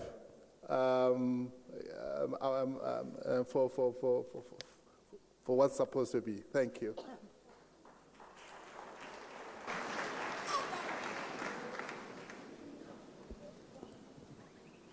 Program directors, Mr. Mabua, the Chairperson of UNISA Council, Dr. Musia, the Deputy Chairperson of Council, members of Council, Professor Linkabula, the Principal Vice Chancellor, members of MENCOM, our entertainers, members of university staff and students, members of our regional staff, and all invited guests present, and those watching via live stream connections, ladies and gentlemen. Good morning, or rather I should say good afternoon. The development of the new student mobile app, undertaken in collaboration with the registrar's portfolio, the teaching and learning portfolio, and the communications team in the university, is ready for our students to use. We are finalizing deployment to the Apple App Store. The app is already on the Android App Store, and we shall be deploying to the Huawei App Store shortly. We will, with the assistance of the communications team, communicate in the coming days for students to be able to access the app. We anticipate that the app will improve engagement and communication with students. There are a number of features on the app. Students are able to do payments, registration status, application, receive notifications, look for exam results, process or take steps in graduation functionality. There's a campus locator, there's a news item, and you are also able to request quotations, and there are finance features on the app.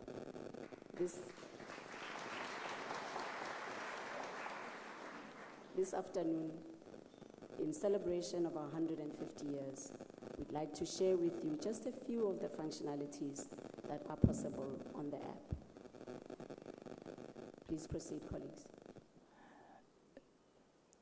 Thank you, Menaken. I will gladly take through the team some of the features that we have developed. And one of the things that we believe that's going to add a lot of value to the students is items like your assessments. So I'll just, if you could follow me on the screen, you will be able to get your exam timetable. In this instance, I will just basically go to the exam that has just gone past, which is October.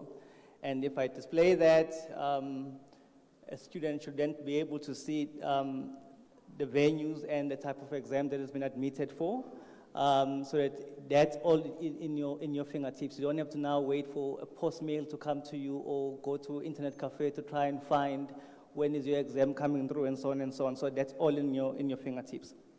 So what's incredible now is that you can also get your exams on the app, as mentioned. So in this instance, I will just basically try and look at my May, June exam. Please don't judge me if you see scores that are not good enough.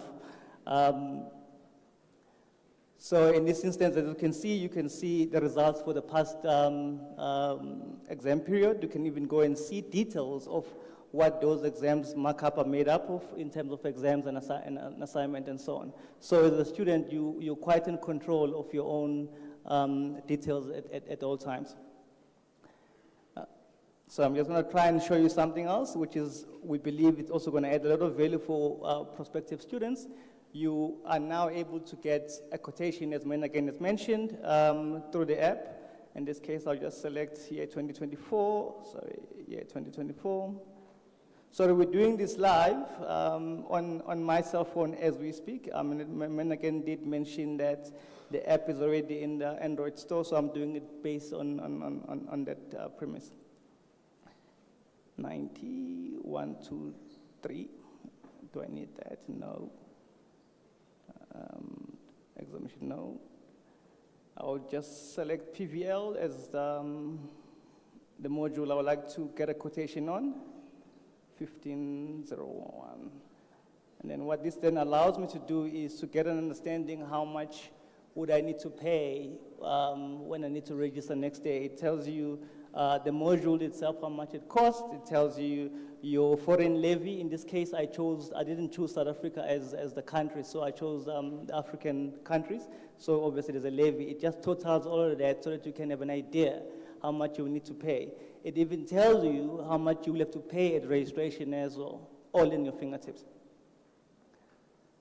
Last one I'd like to take the colleagues through, which is one of the items that has been very critical, is it's the communication to students as such. So you're able to get messages onto the phone through your notifications, and it will all go through under inbox. You will see in the screen, I've got about 2 messages waiting for me to read them that were sent to me as a student in this case.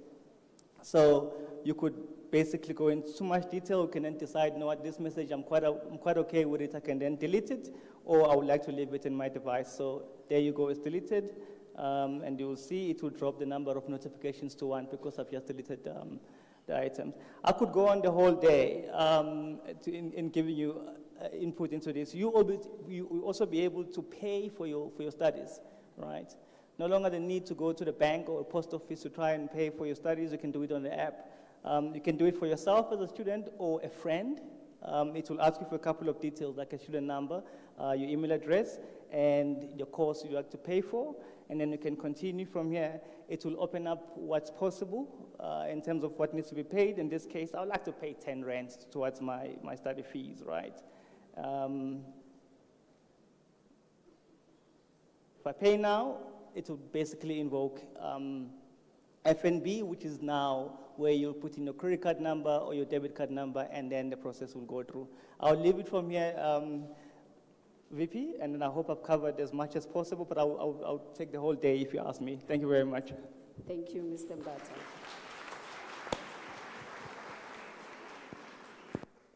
Vice Chancellor, I'd like to take the opportunity to thank the team that has worked so hard on this in ICT, in the teaching and learning portfolio, in the communications team of the university. We salute you, we thank you, and we will work with the communications team to share the announcement of when the app can be available on all the app stores. Thank you.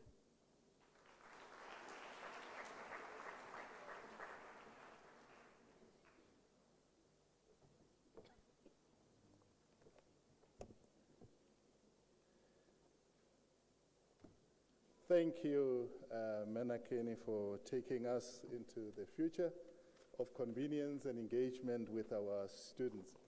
At this stage, ladies and gentlemen, it is now my time to step off and give space to my sister here, Professor ZZ Nkosi, to proceed with the program. Thank you and welcome. Kia leboga Ntante Mogale. Igama lami nguZethu Nkosi. Qhamukele kwaMashu, KwaZulu Natal.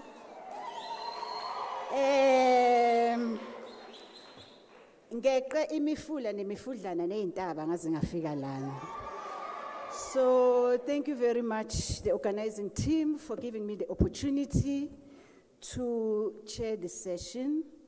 The Chancellor, the Vice Chancellor, the Chairperson of Council, Deputy Chair, the members of Council, extended management, staff, students, and parents, I greet you all.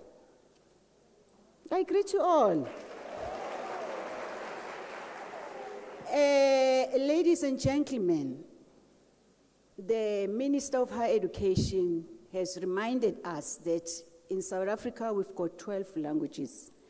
May I kindly request you to greet a person next to you in an African language?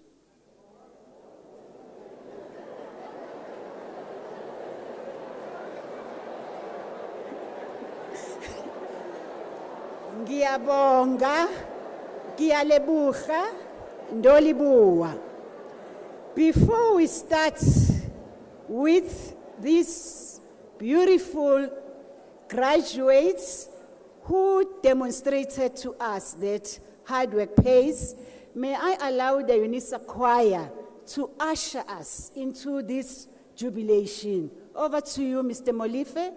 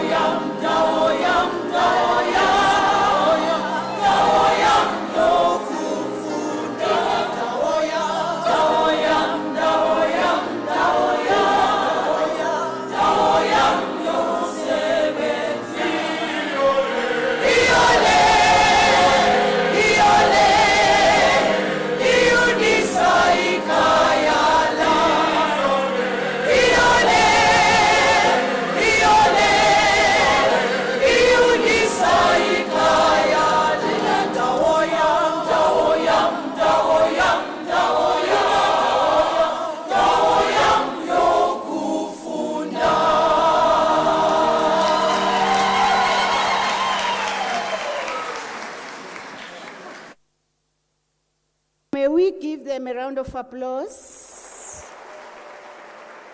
To our colleagues that do not understand the lyrics, the choir started with Siphume Ntweni. We are 150 years old. 2023 was tough. So the first song was Siphume Ntweni, and Lebu came in. She bandaged our wounds because she said, Lion of Judah, hallelujah. Everything that we do through God. Now they are saying UNISA is a place to be. Thank you very much, colleagues. It is recommended that the following candidates receive awards in the category College Graduate Excellence Awards.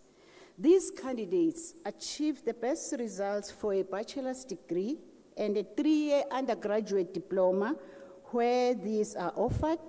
The selection was stratified by race, gender, and ability, and the award carries a bursary value of 8,000 rand. May we give our graduates a round of applause?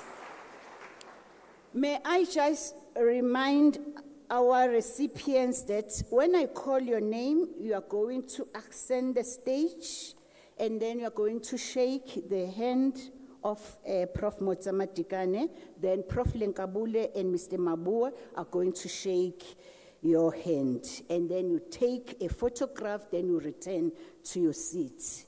May I request Prof. Lenkabula, Mr. Mabua, and Prof. Motsamatikane to step up to the stage to present the College Graduate Excellence Awards.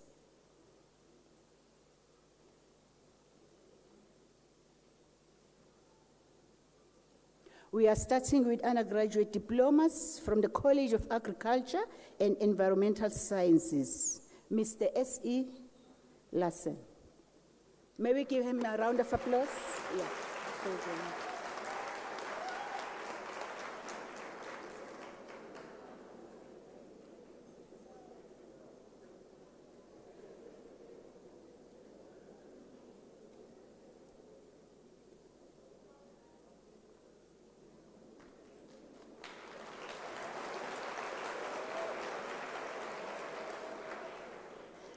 Mrs. B.M. Van Billion.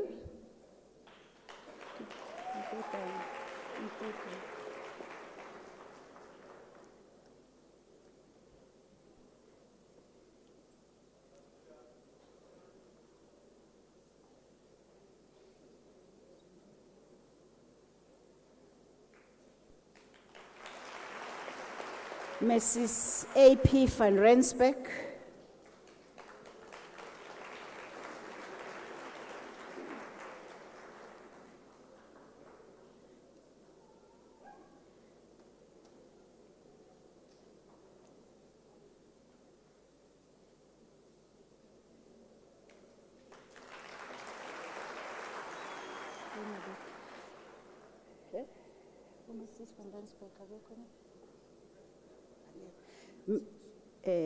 Mr. Janse van Rensbeck in absentia, Mrs. Kaji Singh in absentia.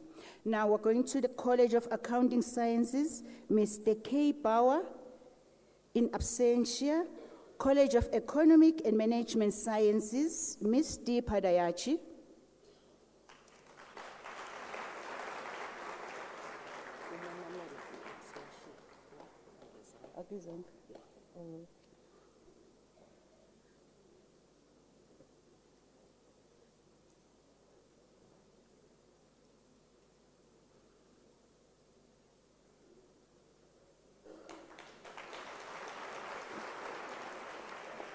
Ms. M. Manamela in absentia, Ms. Oleslaga in absentia, Mr. M.K. Kumalo in absentia. College of Human Sciences, Ms. L. Ahmed.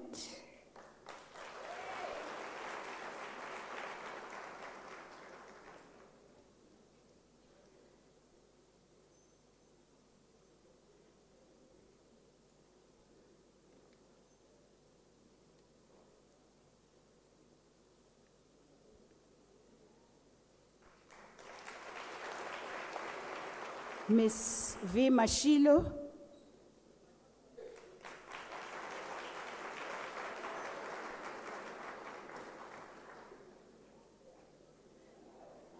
Yes, ke.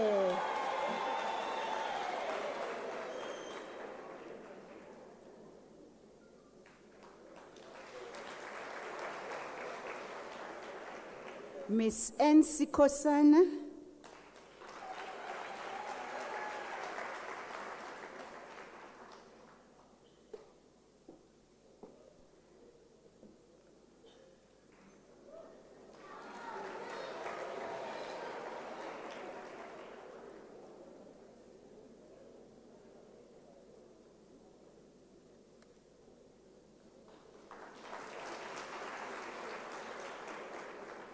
Ms. PZ Nkosi in absentia. From the College of Law, Ms. M. Peko.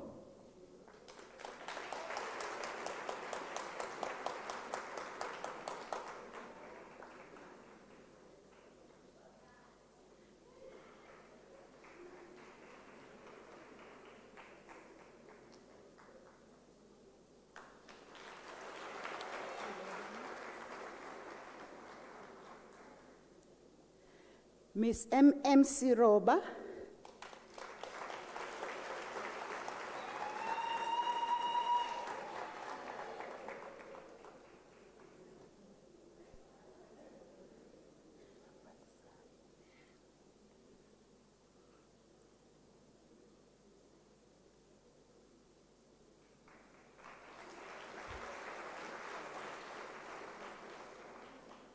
Mrs. C. Appalsam.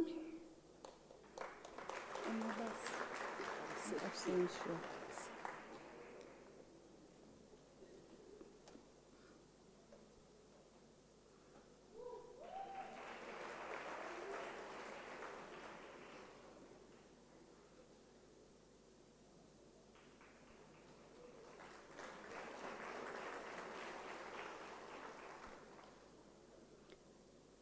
Mrs. D.H. Mabasa in absentia, Ms. S.C. Makoba in absentia. Oh, are you present?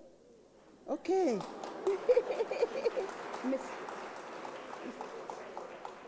Okay, Mrs. D.H. Mabasa, present. Uba, please. Okay, MMR. All right, okay. I will come to you. Okay, Manamel, it's present. Okay. Okay, Miss M.R. Manamela is present. Go.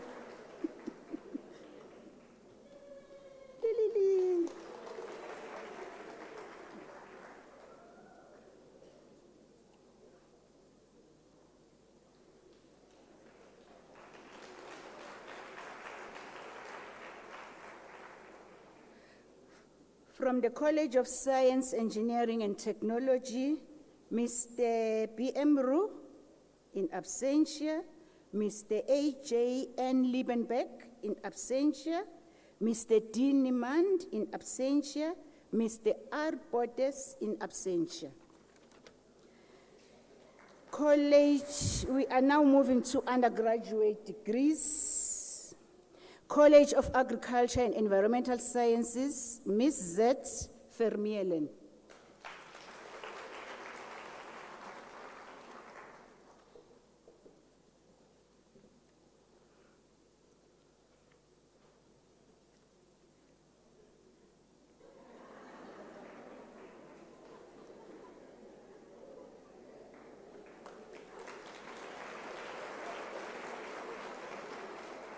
Miss M. Hill.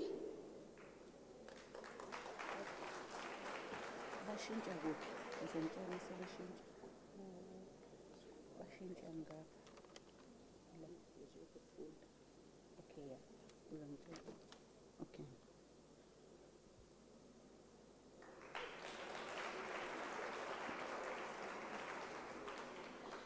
Miss E. Kruger in absentia, Miss P. Scarrain in absentia, Mrs. G. Snoop in absentia, Mr. J. Nell in absentia. From the College of Accounting Sciences, Mr. R.J. Jepson.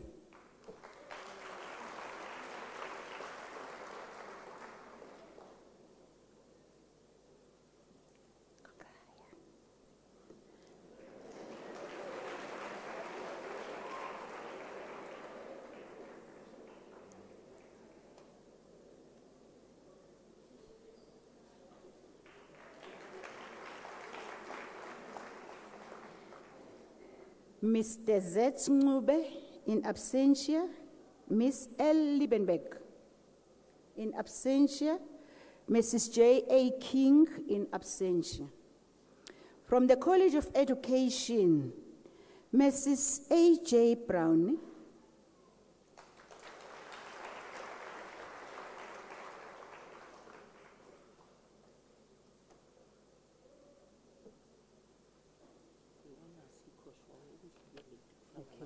All right. Okay.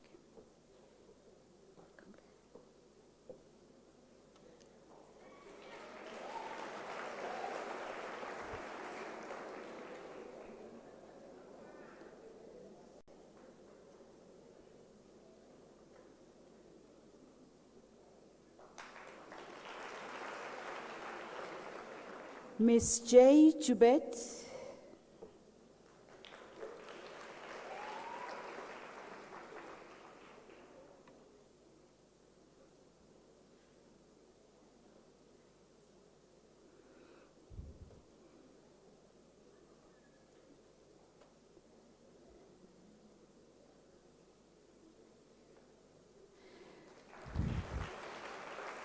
Ms. A. van der Vente.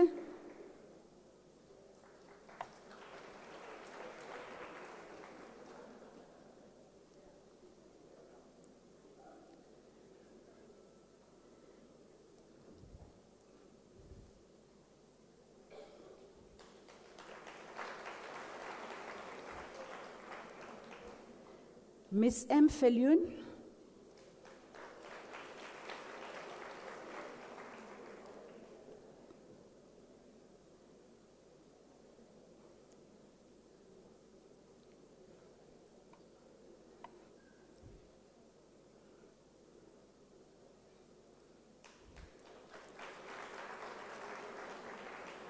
Ms. S. Musa in absentia, Ms. M. Padia in absentia, Ms. Kunfeld in absentia, Ms. L. Mohi in absentia. From the College of Economic and Management Sciences, Mrs. L. M. Bothwell.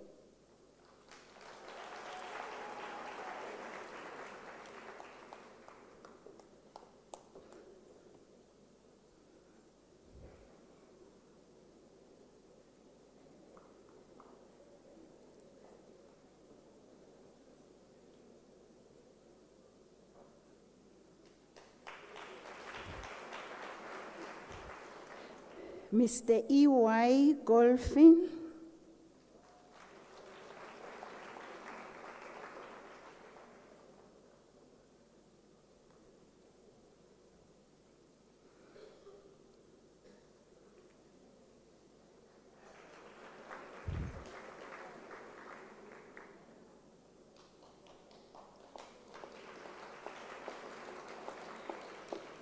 Ms. J. Govender in absentia, Mrs. M. Davis in absentia, Mrs. S. Armstrong in absentia, Ms. C. A. Pillay in absentia. From the College of Human Sciences, Mr. S. Rajpal in absentia, Ms. C. Moodle in absentia, Mrs. A. N. Keke in absentia, Ms. M. Finn in absentia, Mrs. E. L. Jacobs in absentia, Ms. N. Gray Gani in absentia.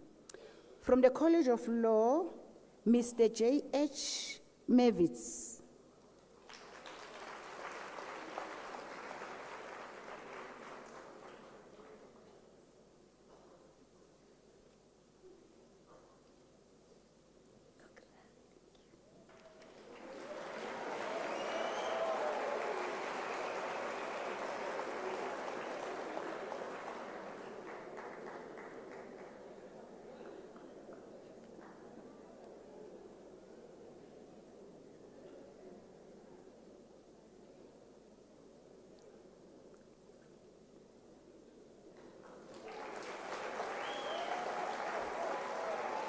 Yes. Miss Z.N. Lalu.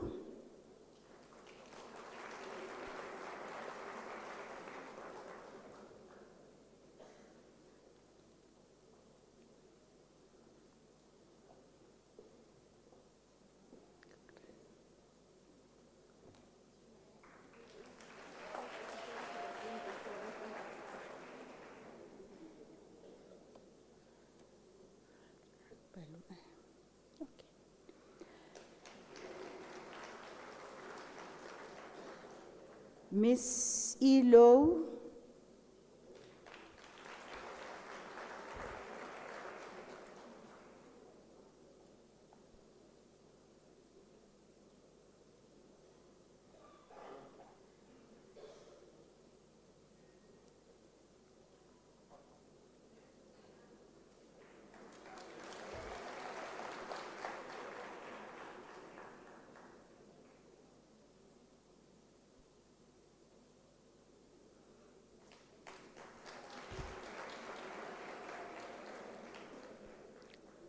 Miss S. Buhe, Mr. L. D. Lawrence, Mr. K. R. Dehal. All our colleagues that are not here are receiving their awards virtually.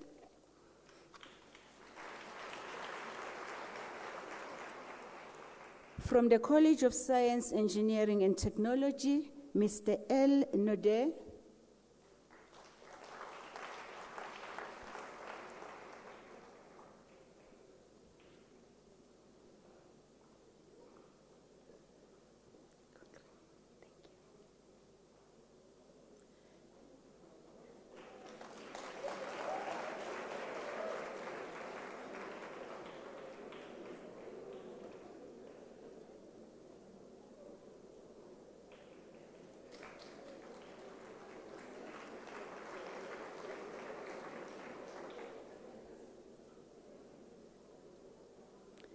Mr. P.H. Ferreira.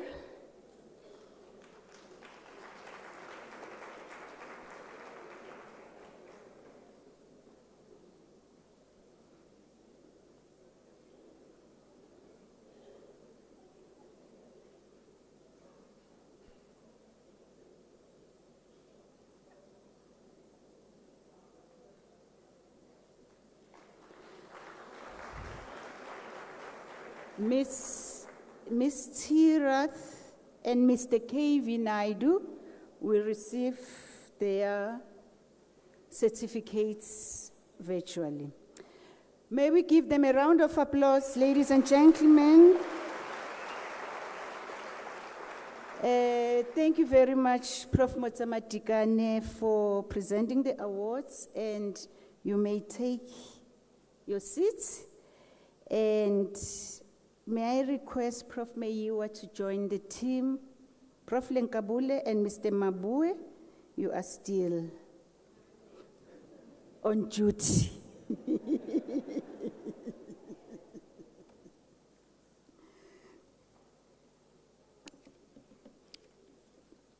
Ladies and gentlemen, it is recommended that the following candidates receive awards in the Senate Graduate Excellence Awards category.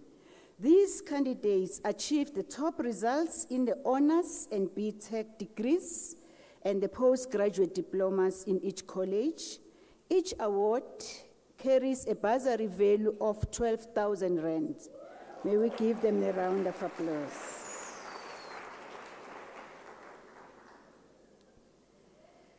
From the Graduate School of Business Leadership, we've got Mr. T. Koto.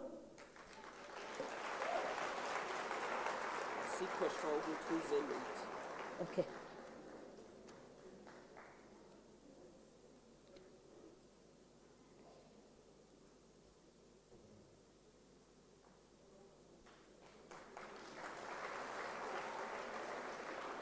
Mr. Z.A. Ogozela.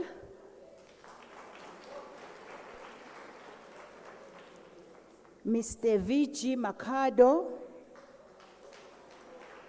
Ms. R.D. Mokonyana. Mr. Z.R. Makwai, they will receive their certificates virtually. Then from the College of Science, Engineering and Technology, we have Miss M.A. Shibambu.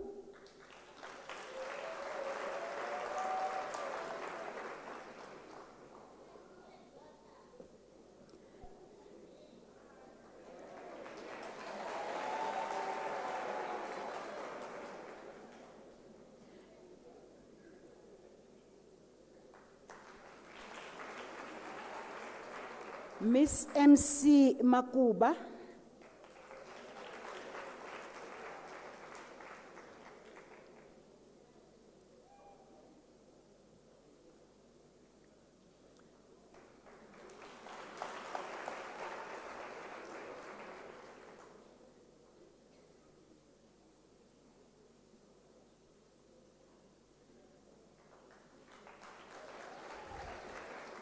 Miss J.R. Mahaba, receiving it virtually.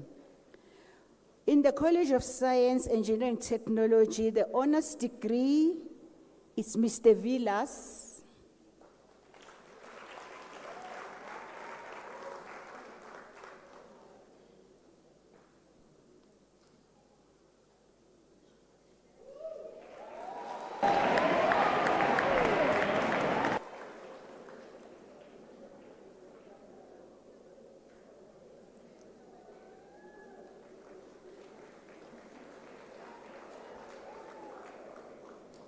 Mr. N.J.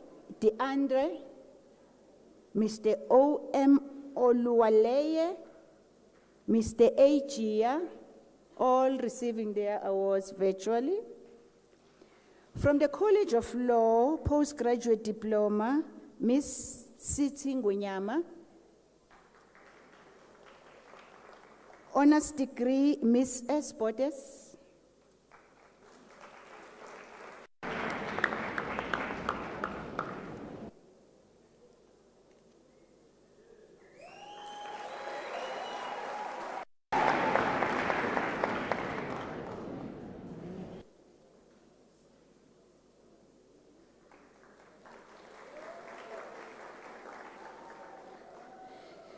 Mr. T.C.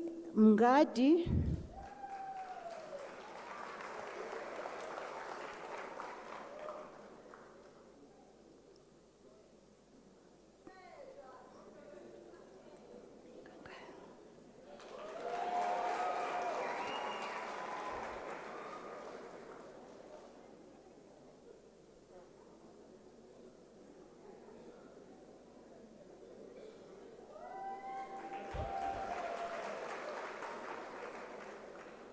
Ms. Z.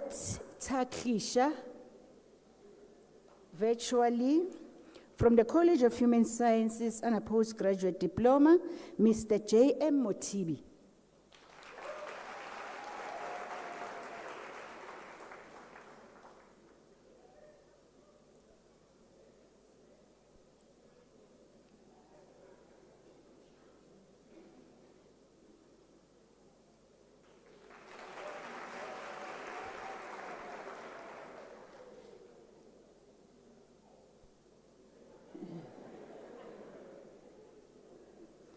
Miss Timia.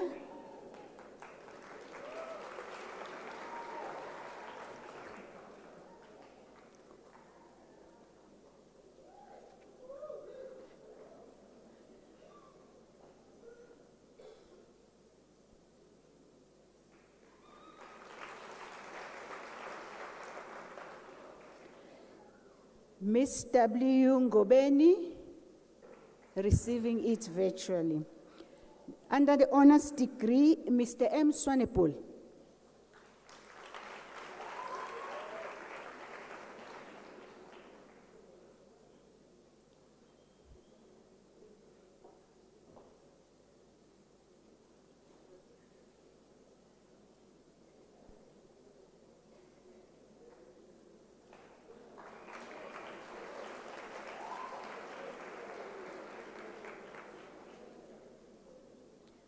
Miss M.P. Lamont.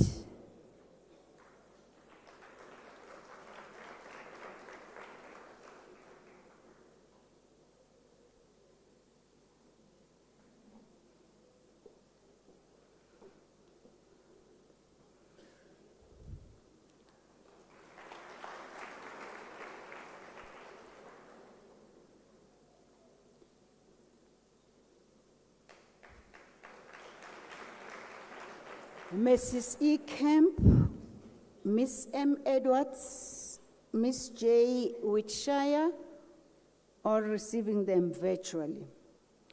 From the College of Economic and Management Sciences, the postgraduate diploma is Mr. J. Singh, Mr. S. Govender, Mr. R.A. Dupree, all receiving them virtually.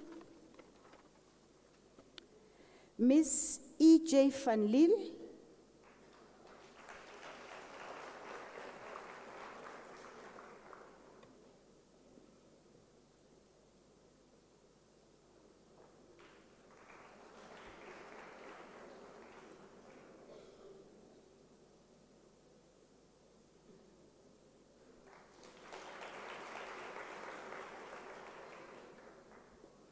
Miss J. Buckhazen, Miss S.A. Poison, Miss C. Bester,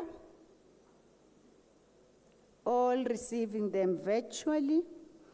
From the College of Agriculture and Environmental Sciences, postgraduate diploma, Miss N. Masenda,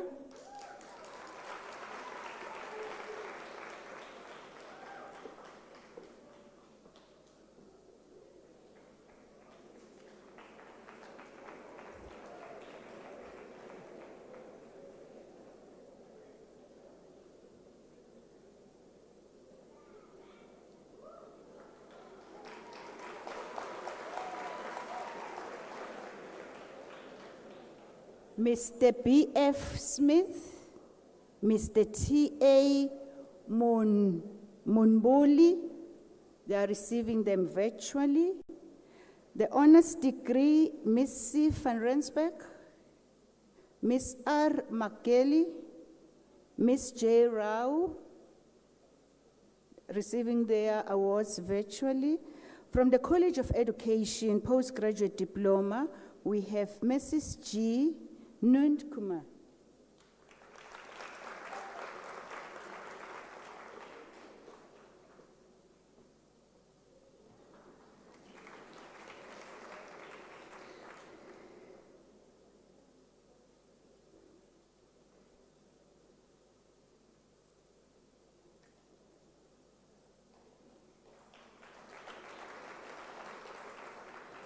Miss C. Lewis, Miss L. McClune, all both receiving them virtually.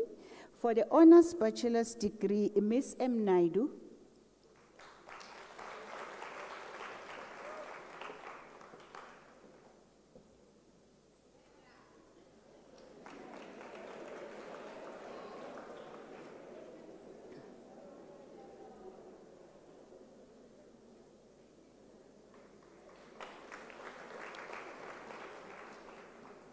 Miss H. Omar Ismail,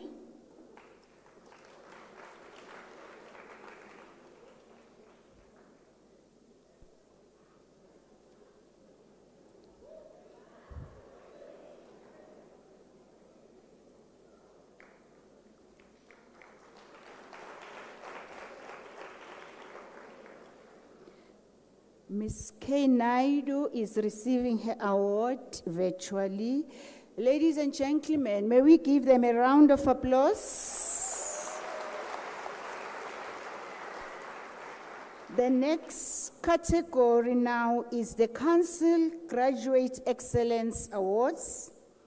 It is recommended that the following candidates receive awards in the Council Graduate Excellence Awards category. These candidates achieved the best results in research master's degree and in coursework master's degree in each college.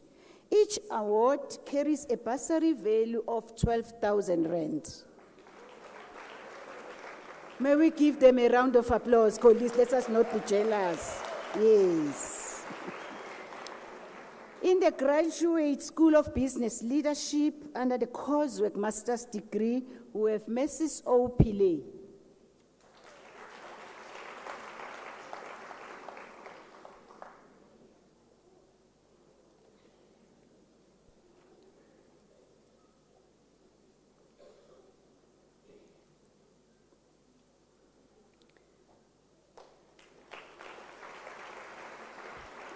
Mr. J. Ramase and Mr. R.M. Lin will receive their awards virtually. From the College of Law, we have Ms. S. Fungura.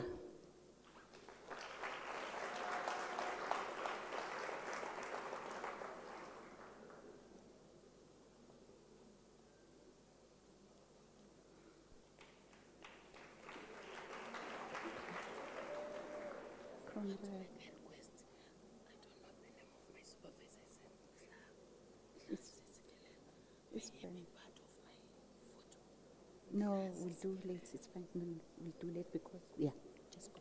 We'll do late. Yeah.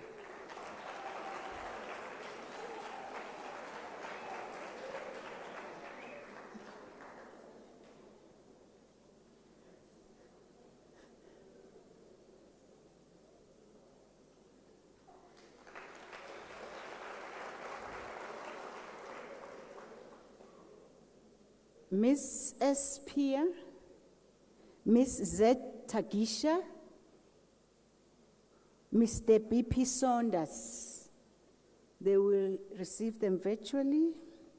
From the College of Agriculture and Environmental Sciences, from Research Master's Degree, Ms. V.P. Manyana.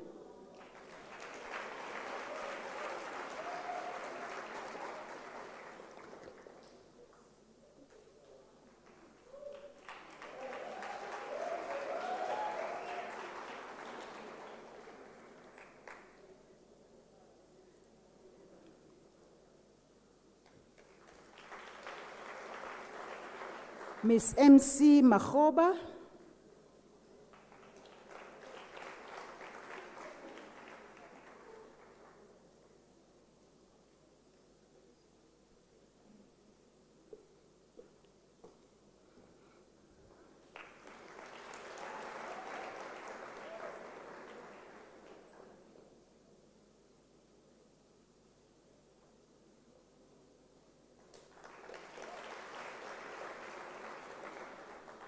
From the College of Economic and Management Sciences, Ms. N.L. Kumalo.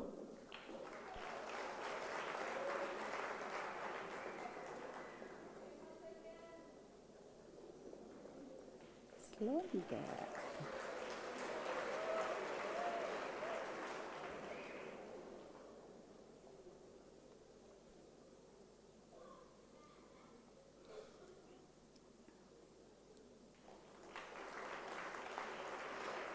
Mrs. M.P. Mofokeng, Mrs. S.N. Masombuga, they are receiving them virtually. From the College of Human Sciences, Research Master's Degree, Ms. R.C.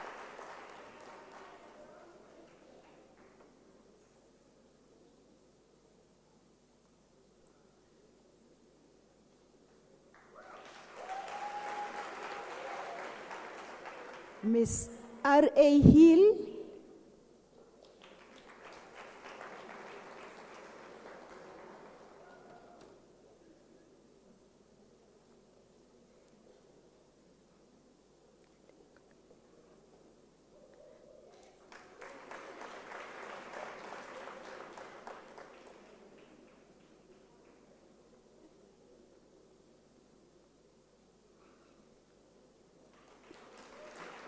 Ms.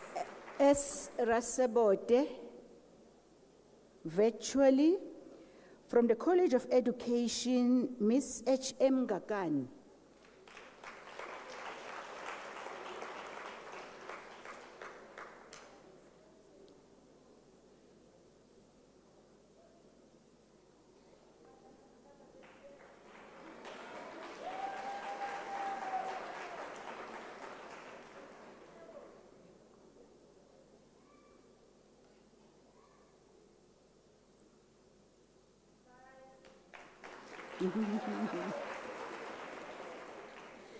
Mr. N.W. Nkosi and Mrs. F. Dube are receiving them virtually.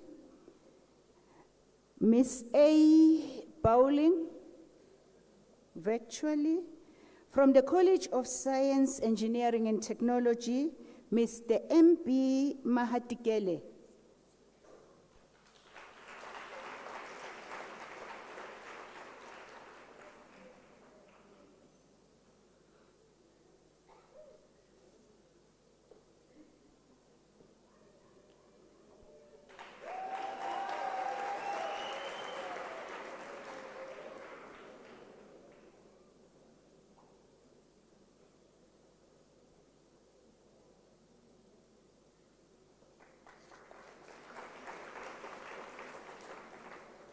Miss T. Tulare.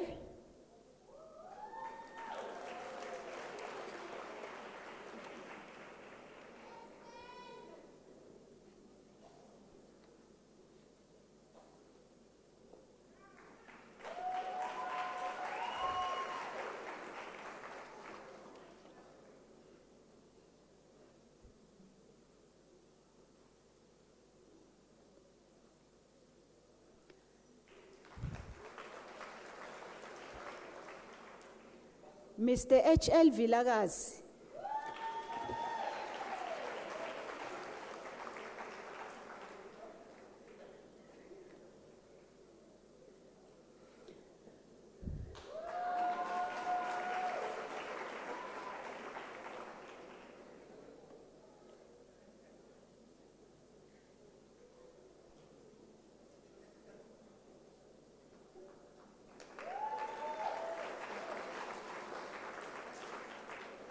Ladies and gentlemen, may we give them a round of applause. Thank you very much, Mr. Mabue, Prof. Lenkabule, and Prof. Meyiwa for presenting the awards. Ladies and gentlemen, now we're entering another phase where I need to call on Dr. P. Dlamini and Ms. Fobey to render a poem. We know in our country we're faced with gender-based violence, so we'll have a session on that. Dr. Dlamini?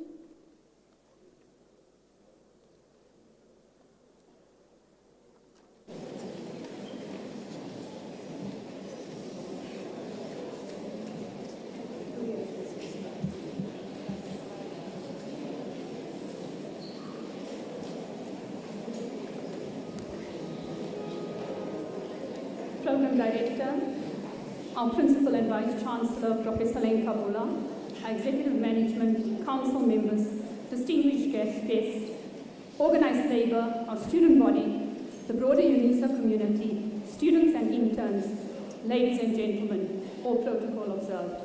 Good afternoon. Thank you that we could be part of this prestigious event as we close the year. Our mission today is to really take a stand against a profound and widespread problem hounding and overshadowing every corner of our existence. I'm now going to ask the choir to usher in our guests. Thank you.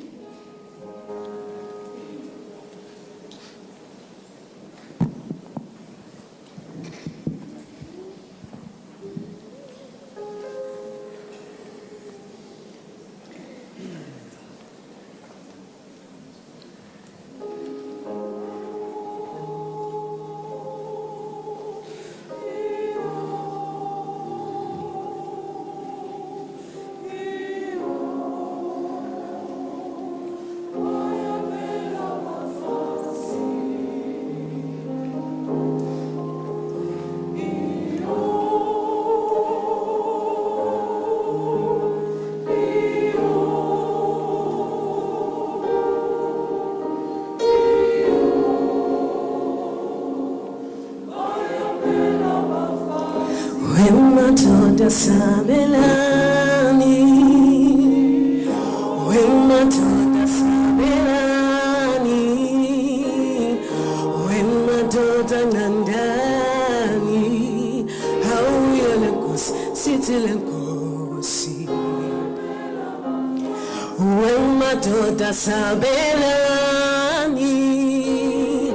when Matilda Sabelani. Haba fasi bayalila, hawi alekos, sitilenkosi.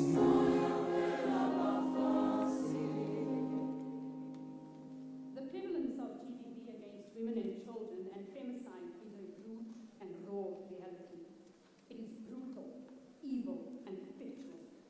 It permeates throughout our lives, our homes, our boardrooms, and in society. We are entangled in its wicked web. We are left broken, naked, exploited, petrified, anxious, stereotyped, belittled, fearful, terrified, lonely, and exposed. Each day, feeling like an overwhelm us to a point where we end up questioning ourselves instead of the perpetrator. Looking across the room, right in front of you, you'll see various members either covering their eyes, or their ears, or mouths. This is symbolic of how some of us choose to deal with this violation of women and children's dignity. While most of us choose not to see this evil, not to hear this evil, or not to speak about this evil, it remains a felt presence which leaves women and children trapped in a vicious cycle of abuse. Having to prove, at times, our very own justice system, right in front, is blind to some of these injustices. Having to prove our very own case in court is literally a double blow. Organizations, at the end, are numb. These policies remain silent on how to prioritize and protect the most vulnerable. Society in the middle conveniently closes their ears, blocking out our deafening cries for help in our midnight hour. And sometimes we as women also choose not to speak of it, hear of it, or even see it. This avoidance distances us from those who are suffering at the hands of their abusers, manipulators, exploiters, and gaslighters. Ladies and gentlemen, the work that I'm about to recite is an activist piece I penned down for our Portfolio Operations and Facilities 2024 Strategic Planning Session, where we displayed our support to the UNISA-wide GBV demonstration on the morning of Friday, the 8th of December. I loosely titled it Activism Against GBV and Femicide Pandemic. Let's face it, GBV and femicide are violent acts. It mimics colonialism, where power and privilege are used to suppress the so-called lesser human. It is backed by patriarchy that shapes inequalities, maintains class, gender, racial, and heterosexual privilege, and the status quo of power. Whether we wish to accept it or not, there is a connection between colonialism and patriarchy that perpetuates gender violence. It defines and upholds restrictive gender norms that keep women and children in a subordinate state. This age-old domestic phenomenon manifests itself through the desecration of our human rights, the objectification of our bodies, the controlling of our emotions, finances, and mental health, the stripping naked of our dignity, the physical blows that penetrate our hearts and our heads, crippling us into a bundle of helplessness. It is atrocious, immoral, horrific, and demonic, I tell you. The naming, blaming, and shaming of women incapacitate us. The stalking imprisons us in our skin and confines us. The raping, forced marriages, and human trafficking strip us of our freedom to make our own choices. The abuse of power exhibited through harassment, intimate partner violence, honor killings, verbal abuse, and psychological manipulation silence us into our graves. The forced authority, sexual exploitation, and sexual abuse render us and innocent children powerless.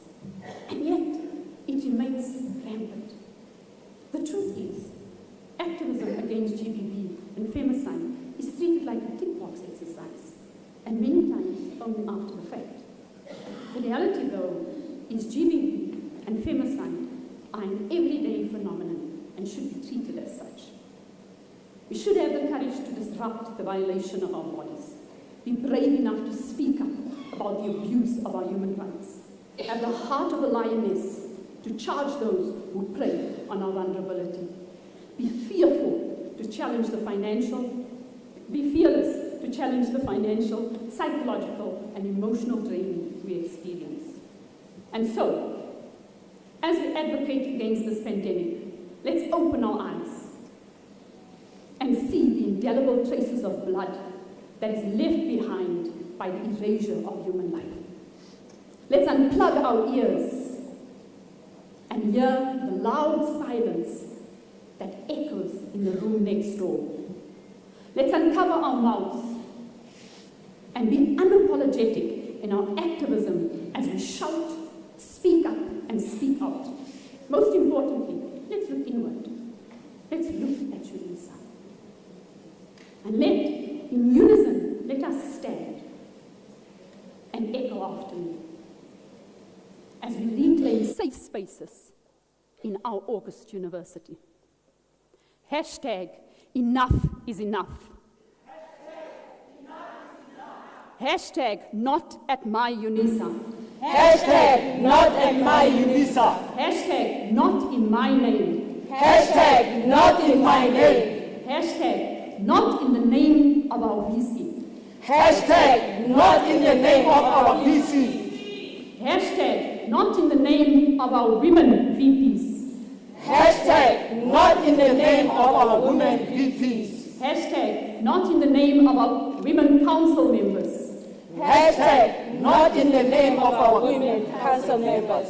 Hashtag not in the name of our women EDs, CODs. Hashtag not in the name of our EDs and CODs. Hashtag not in the name of our humanity. Hashtag not in the name of our humanity. Hashtag not in the name of our academic and support staff. Hashtag not in the name of our academic and support staff. Hashtag not in the name of our women labor reps. Hashtag not in the name of our union labor reps. Hashtag not in the name of our women students. Hashtag not in the name of our women students. Hashtag not in the name of our women interns. Hashtag not in the name of our women interns. Hashtag not in the corridors of our UNISA. Hashtag not in the corridors of our UNISA. Hashtag not in our boardrooms. Hashtag not in our boardrooms. Hashtag not on our watch. Hashtag not on our watch. Amen. Amen. We thank you, ladies and gentlemen.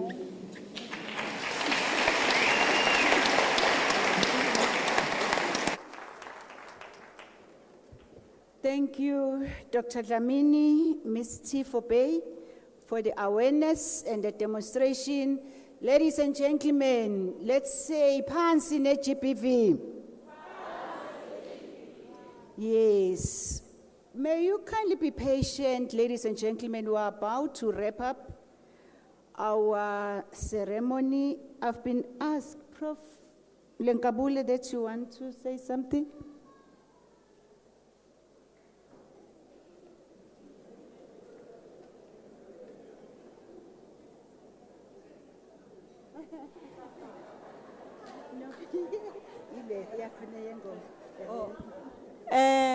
Thank you very much, colleagues who reminded us that as women and men, girls and boys who are here to accompany their parents at the closing of the ceremony, that we have to protect one another and to ensure that the cycles of prejudice, gender-based violence, exclusion, marginality are the areas that we need to prioritize as the university. I wish to thank you for that indelible message that we will take with us into the new year. Thank you.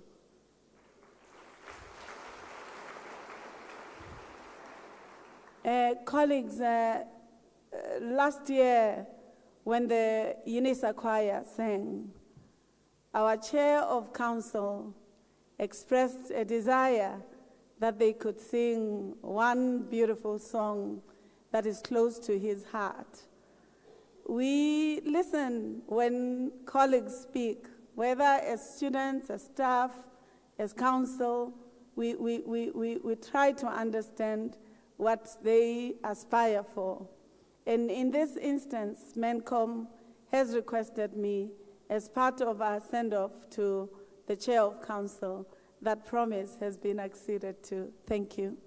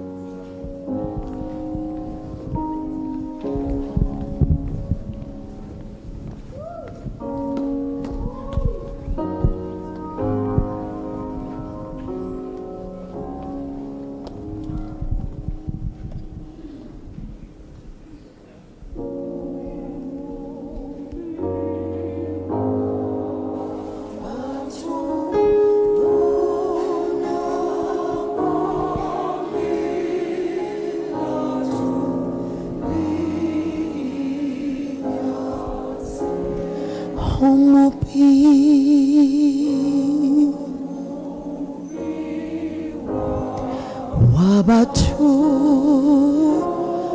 lona bai latuli tabo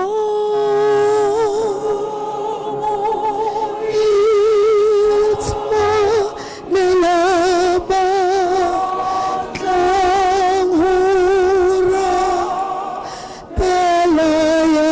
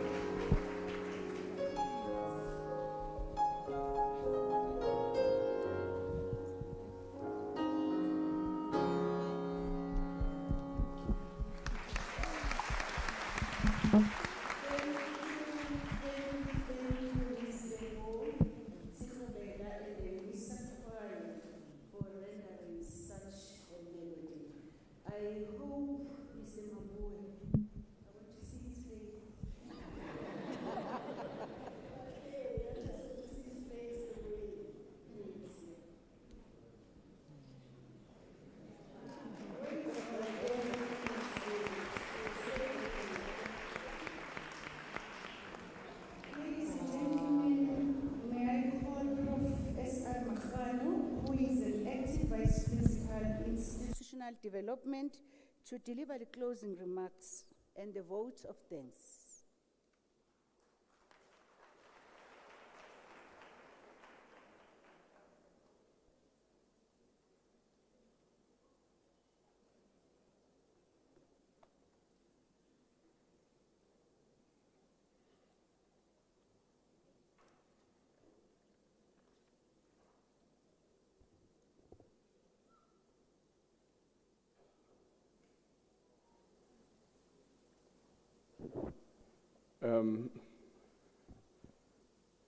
Chairperson of Council, Ndate Maboa, as the choir was singing together with Ms. Khobel,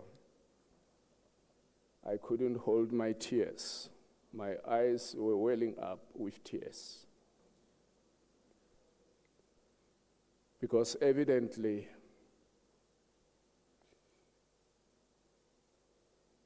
apart from the message entailed in the song, what is vivid before us is the enormous African talent. And that is profound for me.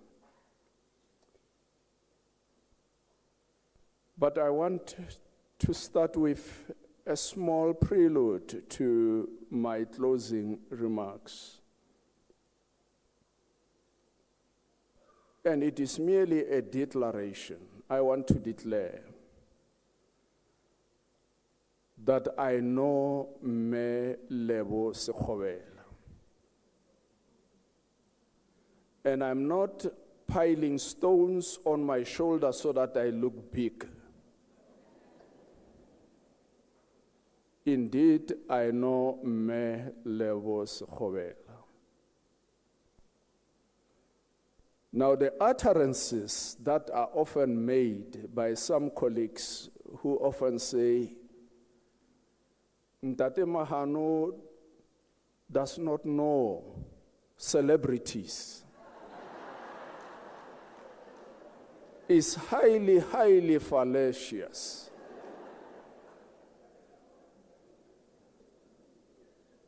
Chairperson of Council, Ntate Maboa, Chairperson-elect Dr. Musia, members of Council here present,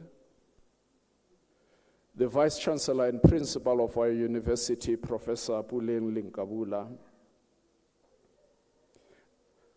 ladies and gentlemen, brothers and sisters, good afternoon to you. To give fitting concluding remarks and a vote of thanks at the end of an event so excellently conducted, yet at the same time signaling the conclusion of an academic year which was largely characterized by a myriad of challenges spawned by the publication of the Independent Assessor's Report, will undoubtedly be a daunting proposition for anyone. In addition, the coincidence of the 150 years celebrations of UNISA's existence and the negative cloud that appeared to be engulfing the university provided contradictory experiences. But amid these somewhat depressing conditions, one thing became distinctly clear: that the UNISA's academic project remained robust, intact, resilient, and on an upward trajectory. This has been the reality that the detractors of the university could not dispute. And the least they could do was to pretend as if this was not happening. Despite the contradictions that I've briefly indicated, the year 2023 has been a peaceful and an academically productive one. Be it in the area of teaching and learning, as ably led by Professor Mutsa Madikani, be it in the area of research and innovation, as ably led by Professor Tenchiwe Meiwa, be it in the area of engaged scholarship, as ably led by Dr. Genevieve James. Noticeable strides, which no one can dispute, have been made. But one cannot forget the phenomenal contributions made by VP Nakene's portfolio to stabilize the learning management platform. And today, she introduced the app, which in essence make it easy for our students to engage with the university from their mobile devices. These are phenomenal accomplishments that bear credence to the fact that this university is on an upward trajectory. Meka Mulani, who manages the examination process, would be proud to indicate that, as the VC intimated earlier on, almost 97% of the October-November results have been released. So at this stage, our students know their fate.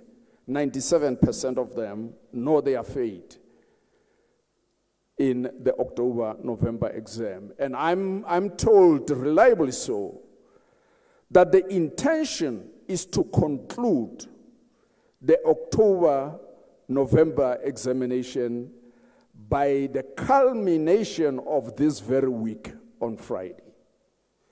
That is a phenomenal accomplishment, because if you scan around in our country, students in most of the universities would not have received their final results at this stage. But at UNISA, we are confident to say to you 97% of the results have been dispatched to our students. Of course, without over-embellishing the point, it is important that I indicate that there are two colleges that have completed the October-November results at this stage.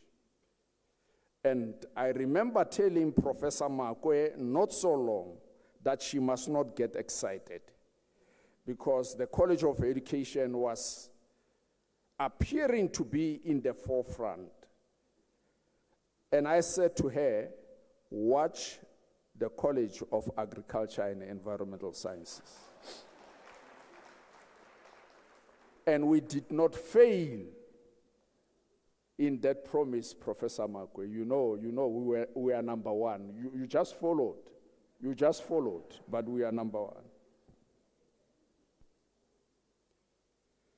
Our quest, ladies and gentlemen, is not only to be ahead of other universities, but also to be ahead of ourselves.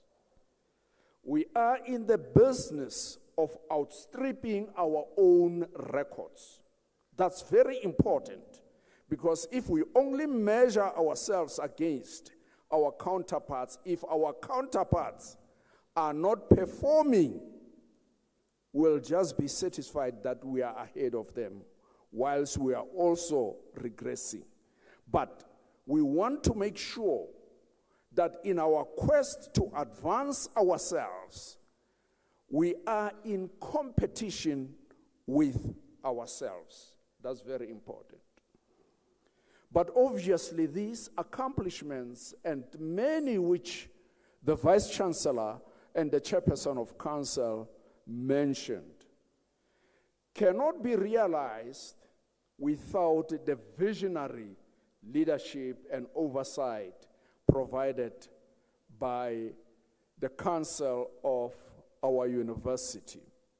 And at this stage, I want to single out the Chairperson of Council, Ntate Maboa, who has been a stalwart for the past 8 years or so in service at different capacities within the council of our university. To you, Ntate Maboa, on behalf of the university community, and I do take note that the Vice Chancellor has already expressed her gratitude to you. But as a senior academic with gray hair, I think it is my responsibility to say to you, Monna Geshu, you have led us well. And I want to invoke the words of my mother-in-law. There is an expression that she always makes in order to put emphasis on something. You have done well, kudu kamata sterek.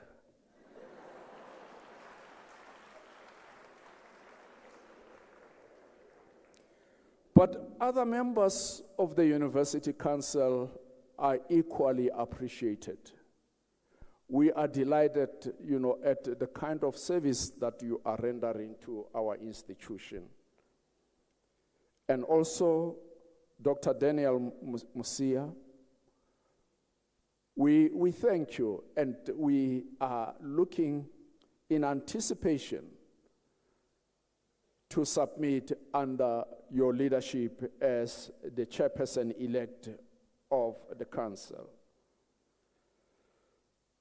To members of the management committee, ably led by our principal and vice chancellor, Professor Lenkabula, well done to all of you for ensuring that the core business of the university remains intact and uninterrupted despite the challenges that the university went through. You have demonstrated good leadership. But Vice Chancellor, it is very important that I single you out in my closing remarks. My forebears aptly put it when they said, Khosi Totobolo Ola Matlakala.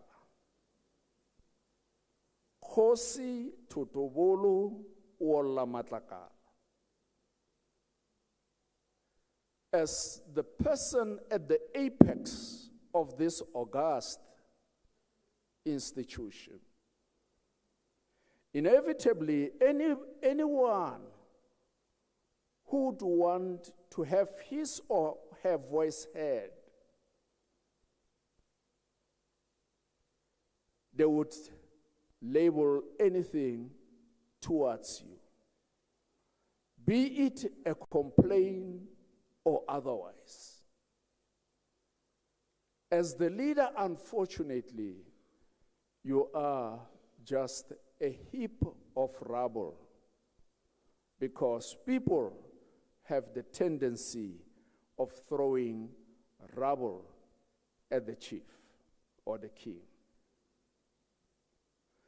But let me indicate that you have mastered your role very well. You have demonstrated a rare quality, a quality that is tenacious.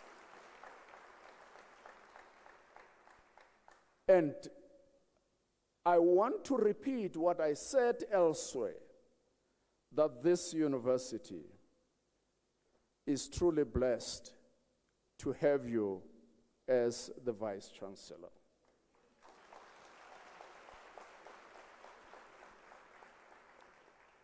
To the entire UNISA workforce, unionized or non-unionized, we are truly grateful for your service to the organization, particularly the service that you give to our students, because the students are the key stakeholders in this organization. And we are delighted to welcome the new Student Representative Council, and we are committed to work intimately with them to ensure that our students receive maximum support. To all the awardees, those who received the certificates this morning, well done to you, and thanks, many, many thanks, for epitomizing excellence, which appears to be disappearing in our communities. We appreciate the hard work that you have put in your work, and presenting yourselves as good exemplars to be emulated by everyone. Now, because you are excellent students, I cannot resist the temptation to give you a task.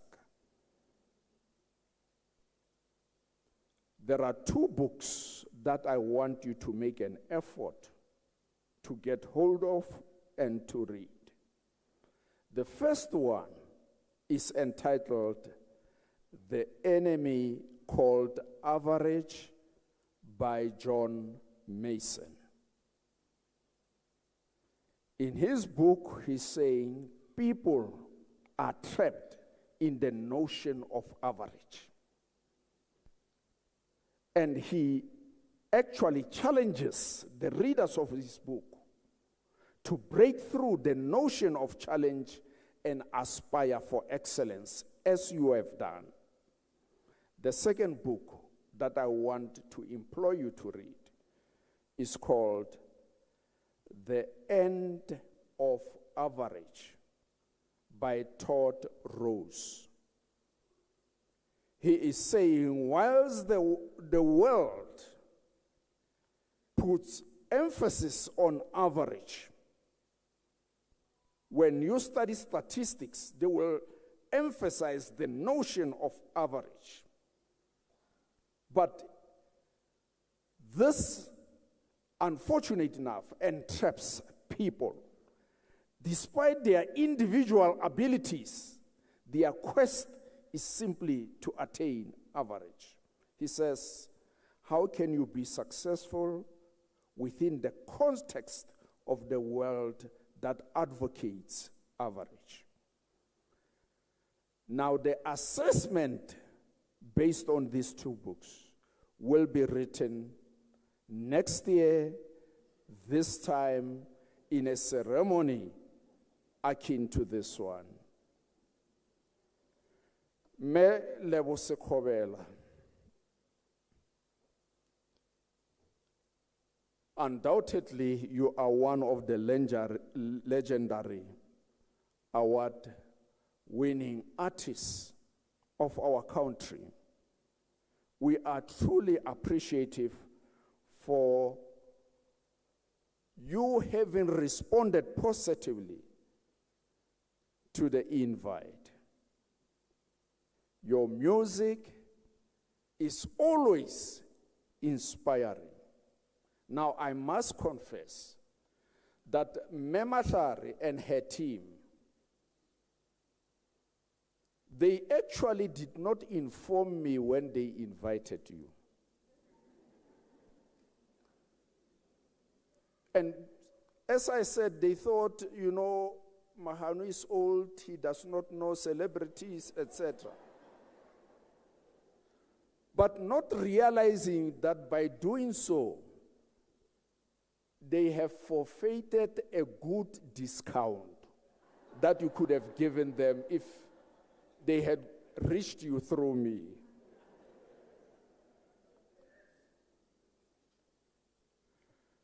Our UNISA choir, led ably by Ntate Molefe and Mempo Sitole,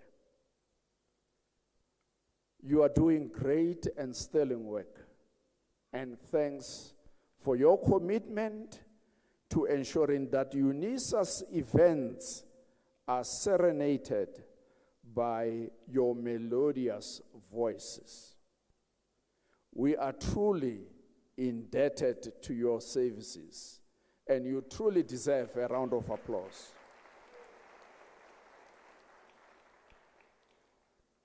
Beloved, it is regrettable that the scourge of gender-based violence seems not to be abating. And I want to appreciate and thank colleagues who made it an effort to remind us about the seriousness of this matter.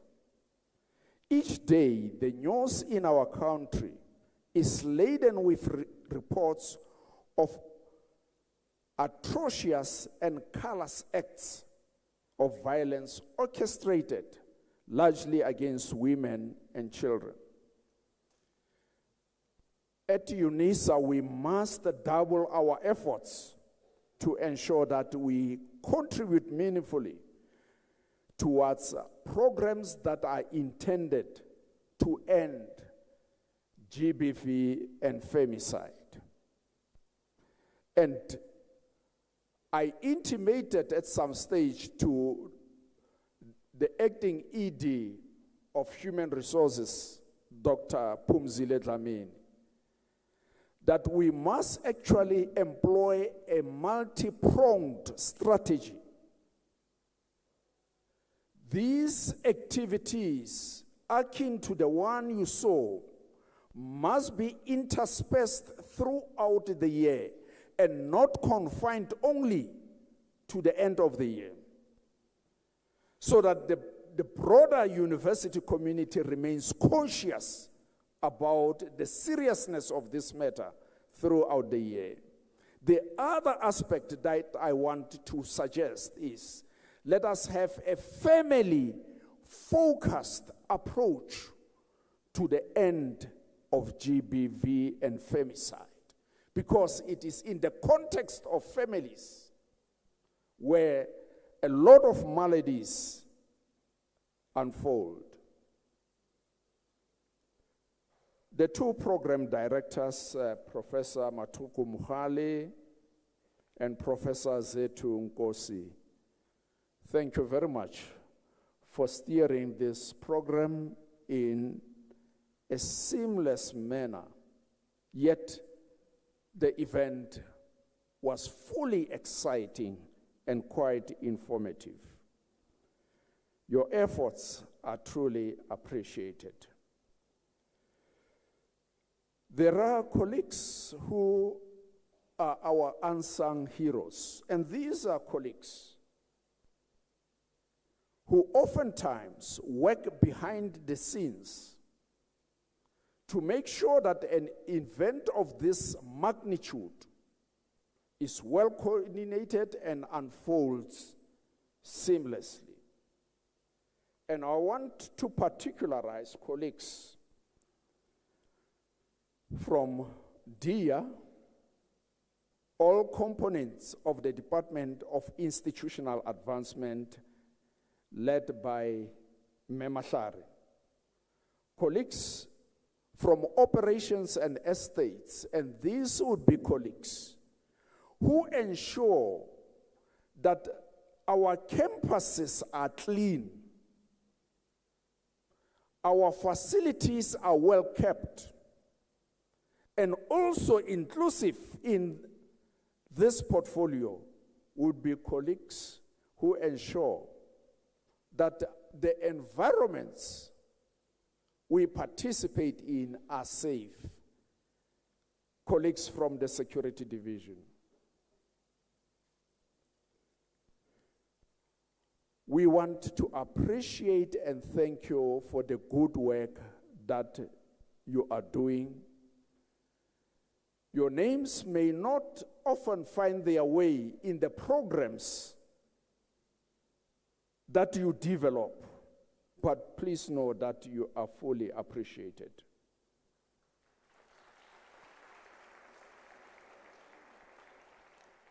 Me Sophie Mabasa, the sign language interpreter, many, many thanks. You are doing an excellent work. Please know that from the leadership of this university, you are truly appreciated. Of course, even colleagues from the registrar's office are included in these special accolades and commendations. As I conclude, colleagues,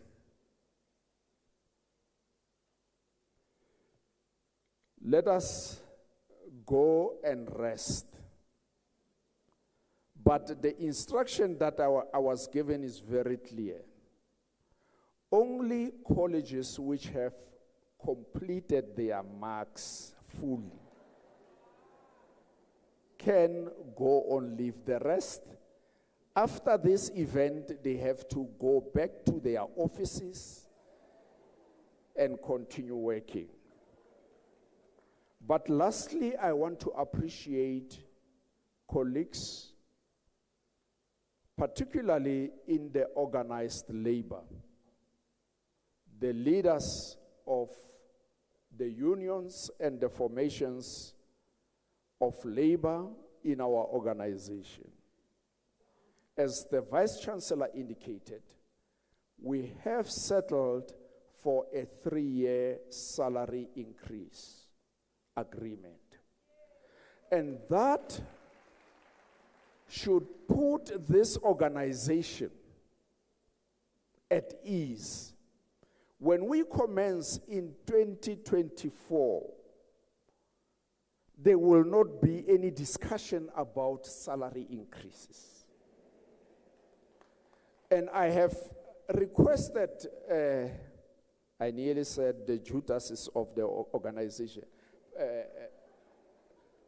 Mr. Duplessis, colleagues from finance, we have requested them that we implement these increases in January.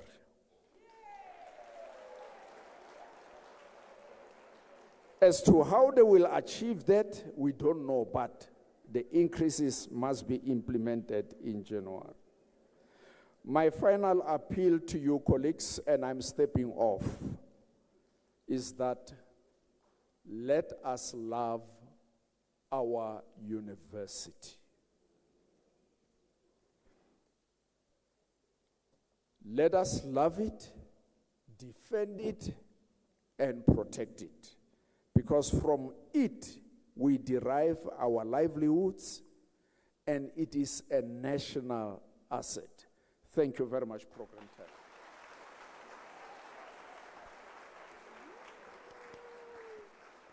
Let's give him a round of applause, ladies and gentlemen.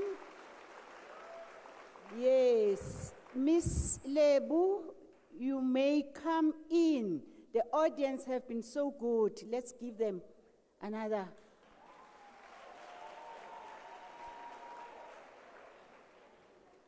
I just want to say thank you so much to the whole house for being here. I feel like I also want to be part of this house. Next year, can I be hired? Is that okay? Thank you so much to everybody, and we're sharing our love to the entire. So online, there were people watching as far as your Libya, and they were like, this university is huge. Yeah. So you're doing an amazing job. Continue to share the love and hashtag and no to gender-based violence. You are your brother's keeper. Make sure that you continue to watch over each other and to know that all is well, only when we believe. Amen. Amen.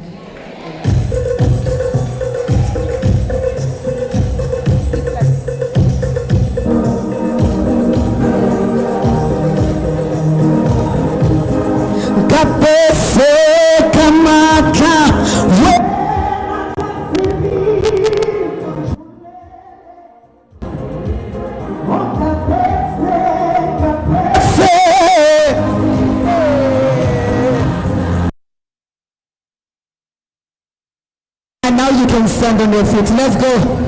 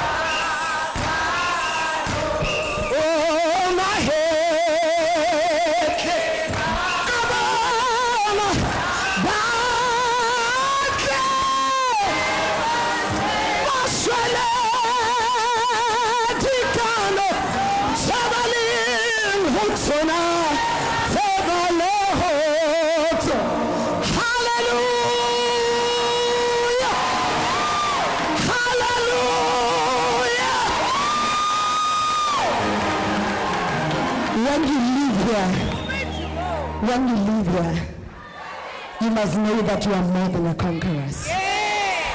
2024, you can do all things. Through Christ who's going to give you the strength. Ngoba eyethuda bayipheleli labe. Siyaphinda sibuye futhi. Noma bangasibhadalanga sizobuya futhi next year. Yeah, akuna siyeza nje. Because I'm now working here. Yes, so I'm just going to be here. Yeah, goba eyethuda ayipheleli labe. Oh eyethuda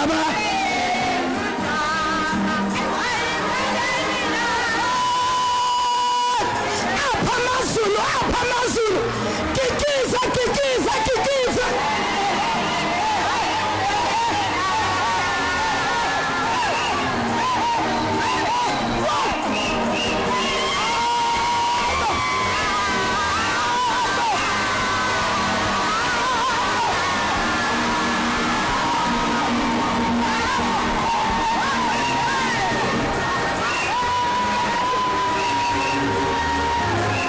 Masada. 1, 2, 3, we go. What's up? Oh, eyethuda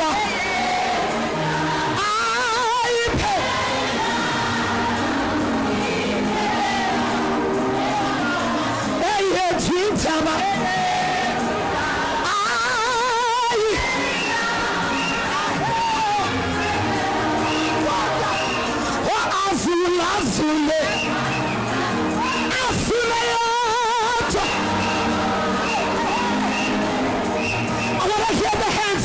1, 2, 3, 1.